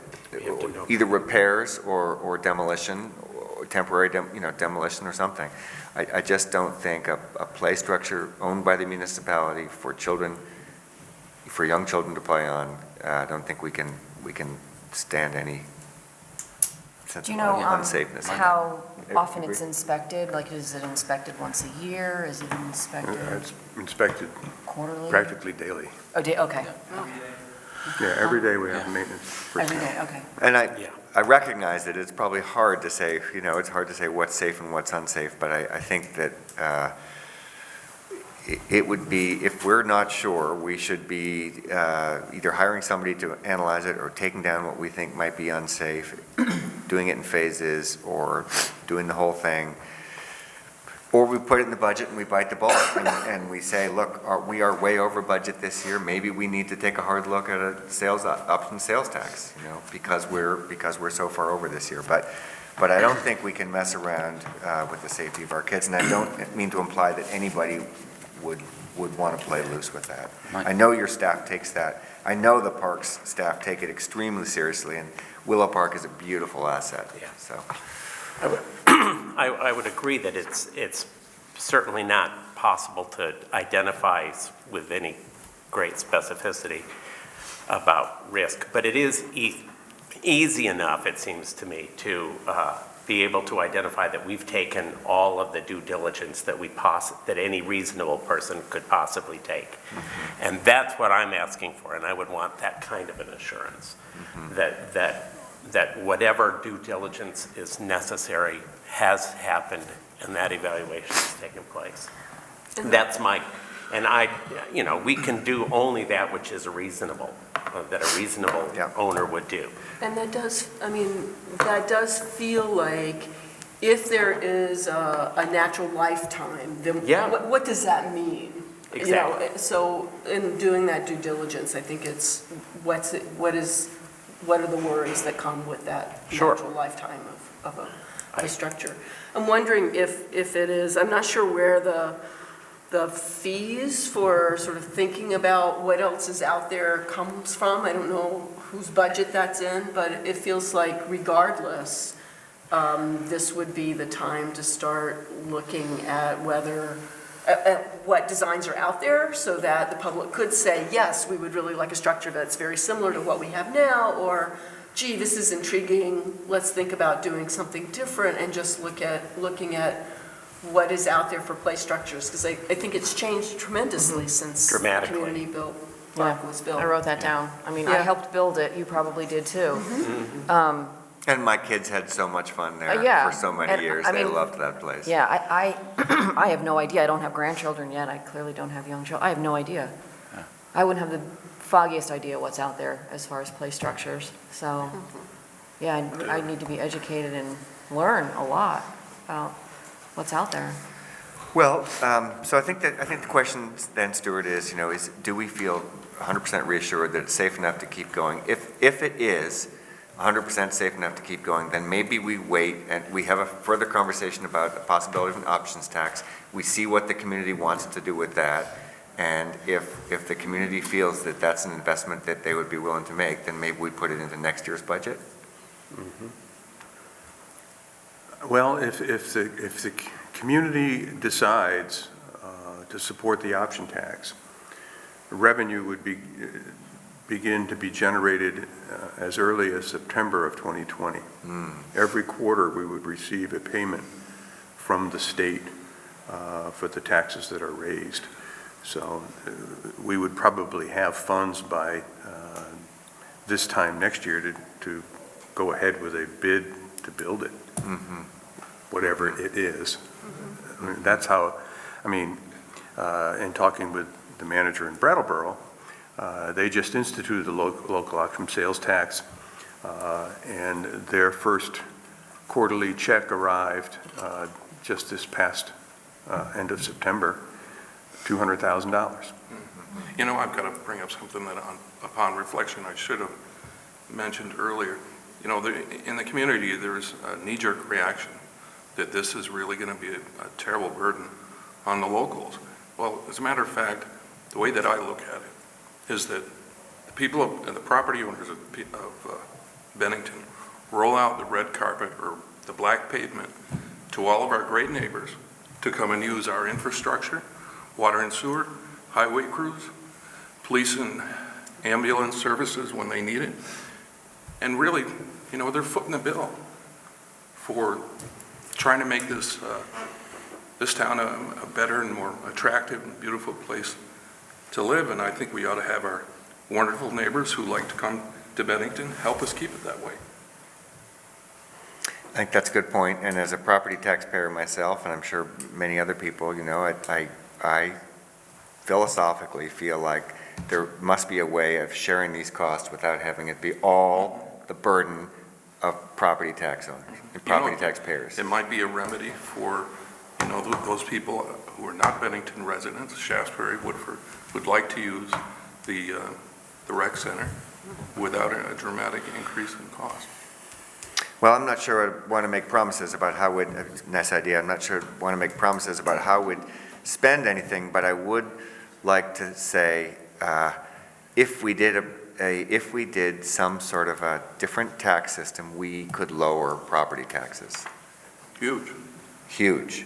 And lowering property taxes, $970,000 would be a very good goal for this community. Here we are deciding whether. How much would that lower our property taxes? 5 cents. 5 cents. We dropped the rate 5 And cents. what's our per $100 tax right now? We're at $1, I think the proposal takes us, if this is all approved, to $1.21. Something like that. The Manchester town manager told me that it's 23 cents. for every Manchester's a $100. different beast than we are in terms of retail and hospitality, It but, is. but the point But is. you know, that came about. I think Brattleboro is a little better comparison. Comparison, Yeah. Manchester's really, They've had it since 1993. yeah, but that's a really different economy up there It is. than our It is. economy, because it's based on tourism and hotels and restaurants and whatnot. Right. But Can I just circle back to the park again, just briefly? The fact that we can't do this right now, and it's not going to be in next year's budget and all that, doesn't mean we can't be doing a lot of the legwork and the investigation and the research now. That might cost some man-hours, but No, I fully intend to great. follow up on Okay, that. that's great, because, then we're ready to go. We've chosen, the town's, weighed in, and we've chosen what we want, and we'll be ahead, rather than starting to do the research a year from now, because I think it will take many, many months to come to some sort of a conclusion and a decision. So I'd like to see the two happening simultaneously. We have to replace the park, 1% option tax or not. We still have to replace the park That's true. with something. So I'd like Well, to get ahead of it. we have to replace it. I think the question is when, and if it's now, then we need to do it now. Right, So- the thought of demolishing it and not replacing it with anything breaks my heart, and I can, Okay, but I'm saying if it's unsafe and oh, we absolutely, can't afford that's to a different replace it. story. Yeah, That's a completely different story. And there will be costs no matter what. Right, right. yes. So, okay, that's all I want to say. All right, Stuart, so ball's in your court a little bit on that one. Yes, sir. I think we're going to leave that. The other way to approach this would be to load it into the budget and then have a really huge tax increase and say, now do you want a options tax? But I don't think that's the way we should do it. I don't No. think that's I remotely think fair. I don't what we know, should would be in do favor of is, that. go through the process of continuing to evaluate whether or not it's at the end, so. But it's a great example to use to explain what a 1% option tax could do. Yeah, and do we want to keep making it harder for property owners to pay their taxes here, or do we want to find some sort of other more broad-based tax, that's based on personal preference, what you buy? But which is, can we still recognize that a sales tax is in fact a regressive tax? It is not a progressive tax. It hurts those, it will not hurt me. Well, But it will hurt the folks who have less choice. And I think everybody needs to recognize that. I'm not saying that there aren't good things to spend that money on. Right. I absolutely agree with that. We'll have a debate about that. But that's a different We'll have a debate. If we get into this, we'll have a debate about that, and we'll talk about Right. what would be covered by a tax and what would not be covered by a tax. agree. There are a lot of things that aren't covered. I've got to make one point. All What right. I find is regressive is that the property taxpayers of Bennington are opening up their arms to let, people from Cambridge, Hoosick Falls, Shaftesbury, Sunderland, Arlington, Woodford, Shaftesbury come and use our infrastructure. That's regressive. All right, so we will have fun talking about that this winter. Yes, we will. If we decide to move forward with this, and I think this is the kind of thing that we can't do without the voters. So this is the kind of thing that we should No, be we can't. considering putting on the ballot. And I think it's the kind of thing that we will have to make a decision quickly about because of the way the ballot decision goes. But if we do decide to put it on the ballot, we'll have to do a series of conversations during the course of the winter, much as we did with the charter change or other things that we've done along the lines, and allow for a community dialogue about it and decide what the Absolutely. priorities are vis-a-vis property taxes, other taxes, what we pay for, what we're not doing, what we want to do. So let's put that off for now. I think Stuart got the message on Willow Park. And now let's talk about marketing. So who wants to start on that? I did telegraph this fall, Stuart, that I was expecting that we would continue to fund a marketing line item, for this town, but I'm going to maybe stop there. And does anybody else want to talk about marketing? the $50,000, $60,000 that was cut out of it. Yeah, well, I mean, did you ask to go first on this? Okay, go. Oh, that's right, I forgot. I told you you could go first. Have at it, Jim. That $10,000, I think ought to be. 60,000, actually. It's Oh, actually, okay. yeah. But particularly the 10,000 for marketing through the website. Right now, we've done a one-shot on it. We don't have any real long-term measurable results. And what that 60,000, part of that $60,000 would allow us to do is have a third party come in and evaluate. Is it working well? Why isn't it working well? What improvements can we make? And I think that will be done regardless. I mean, the investment that we made was to get us up and running, and working with a contractor that's handling the marketing portion. I don't disagree that if you're going to continue to market, that you ought to be putting money toward it. In addition, having partnerships with vis-a-vis advertisers. Well, and that will be dealt with. I mean, the people who wish to be on our website ultimately are going to be asked to pay to be there. The first year was free. But if you're going to want to use the website to make your individual business recognizable, you're going to have to pay to be there. I think that is a plan that the marketing committee has discussed. I'll shut up after this. As a member of the Commerce Committee, we had various businesses and towns come before us as witnesses, and there was a hotel in the northern part of the state. I can't remember the name of it. They spend $60,000 a year on marketing for their hotel. It's lakeside, but they get enormous results. So, it's just something to consider. Well, you did set up a transfer to reserve account here, so line 3658.84, which is it's just a blank. It's at the bottom of page 4. And I guess the case that I've found pretty compelling from the Grow Bennington folks and the people that came and presented to us was that we've got to invest in our community if we want other people to invest in our community, and that we've got to market our community in a concerted, focused way. So we put the $50,000 in to build a skeleton of a marketing operation, and we can't walk away from that. We walked away from Vermont Begins here a bit, and that was a lost opportunity, but I just feel like we can't walk away from this structure that we've set up.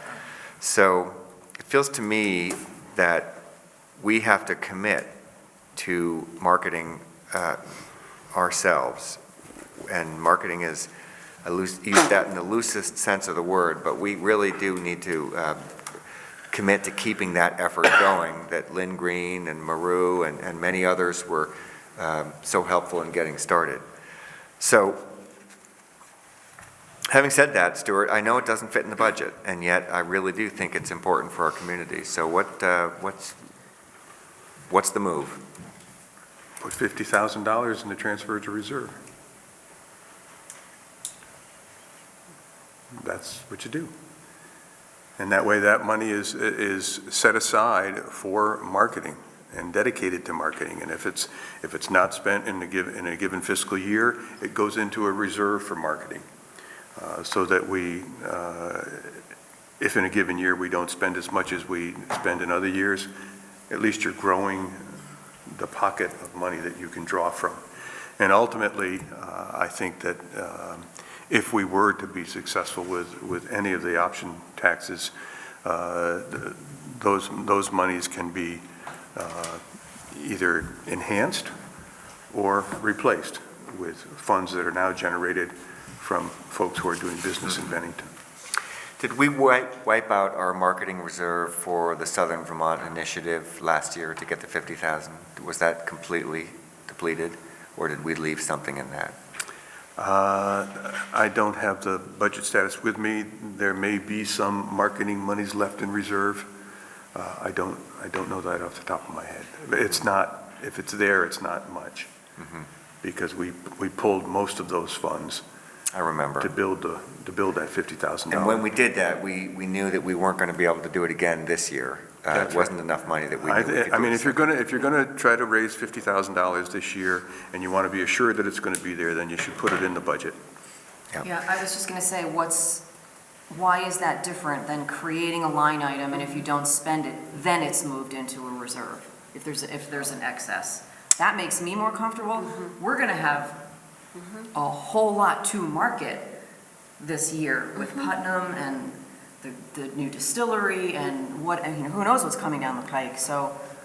Gina, you coming out against the idea of using a reserve? The reserve seems like a good idea to me. No, I'm saying, philosophically, to me, I like seeing the line item. And then if you don't use whatever number that is, then the balance could be moved into a marketing reserve. But if you don't use that money the next year, it just wipes. So you start Goes over into the again. fund What Stuart's saying is we designate this money. If we don't spend it, It's like rollover minutes. the remainder rolls over for marketing in the next year. If it If goes it's into in a reserve, right? Yeah, when you create a reserve, and if you look at your budget, when we talk about the proposed budget, you have to tell the voters what reserves you're budgeting for. So the proposed budget will include so many dollars for fire equipment, so many dollars for parking improvements, everywhere that you see a reserve that we I might understand approve. that. Right. So it would be $50,000 for marketing if you established that as a reserve item, transferred to reserve. It would be highlighted here that we're budgeting that funds for marketing, and therefore it's dedicated to marketing. That's what I meant. Okay, Yeah. Okay. No, I understand that. Okay. all right.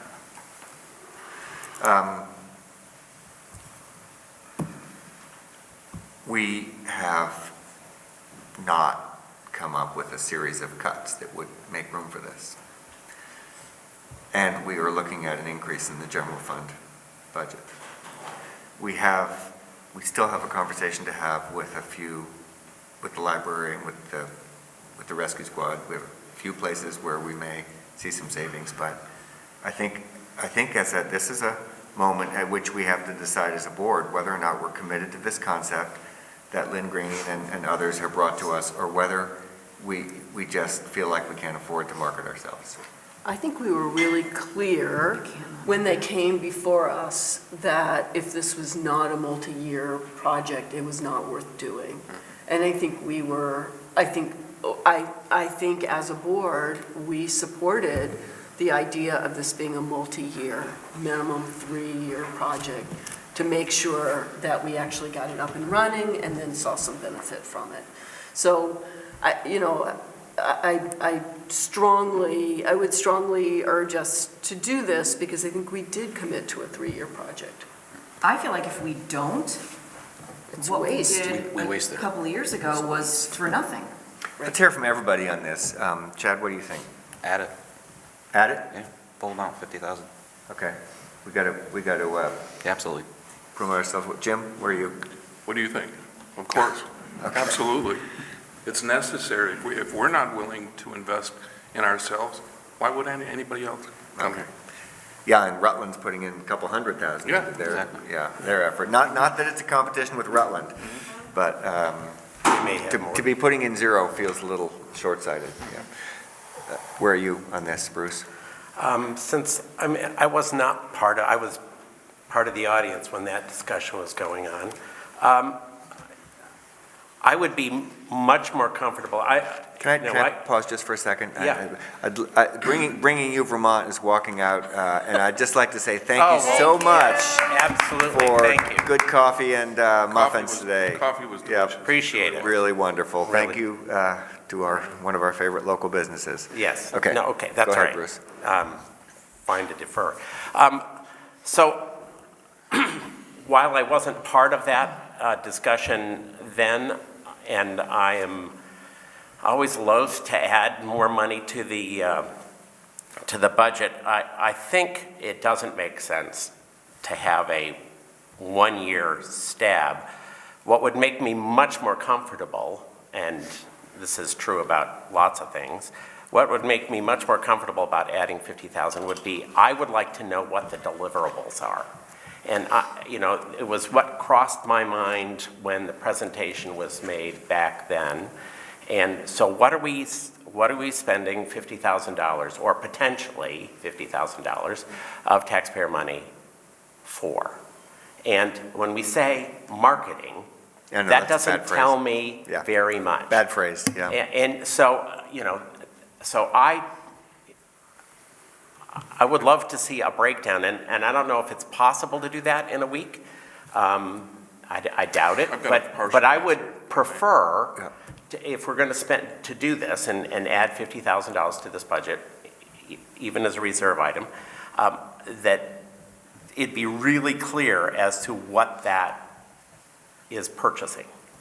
So that would be mine. I'm going to let Jim respond. And Yeah, I've got a pretty good and short answer that I learned in the Commerce Committee, is that as far as measurables go, or in effect with respect to marketing, you look at sales taxes. Has there been an increase? Has there been a decrease? And can you plot it to a specific area? Well, this is maybe not a bad way to measure things, but I think for the purposes that you're talking about, Bruce, and I don't know if the sequencing would work on this, Stuart, and I don't know if we can impinge on Shannon's weekend at our next meeting, but it feels like there's a little conversation that we'd like to have from her about the community relations budget, and perhaps she could give us a slight refresher or outline of what I've had a conversation with her at length about this, and have come reassured that the people who started this had hoped that we would actually increase our investment, not level fund it. They were hoping that we would go to 100,000 in this year. I remember that. And so that at some level, it's all expectations, but at some level, their expectation was that we would begin to really double down and really get serious about marketing this community, and what we're instead saying is we're waffling about whether or not we level fund it.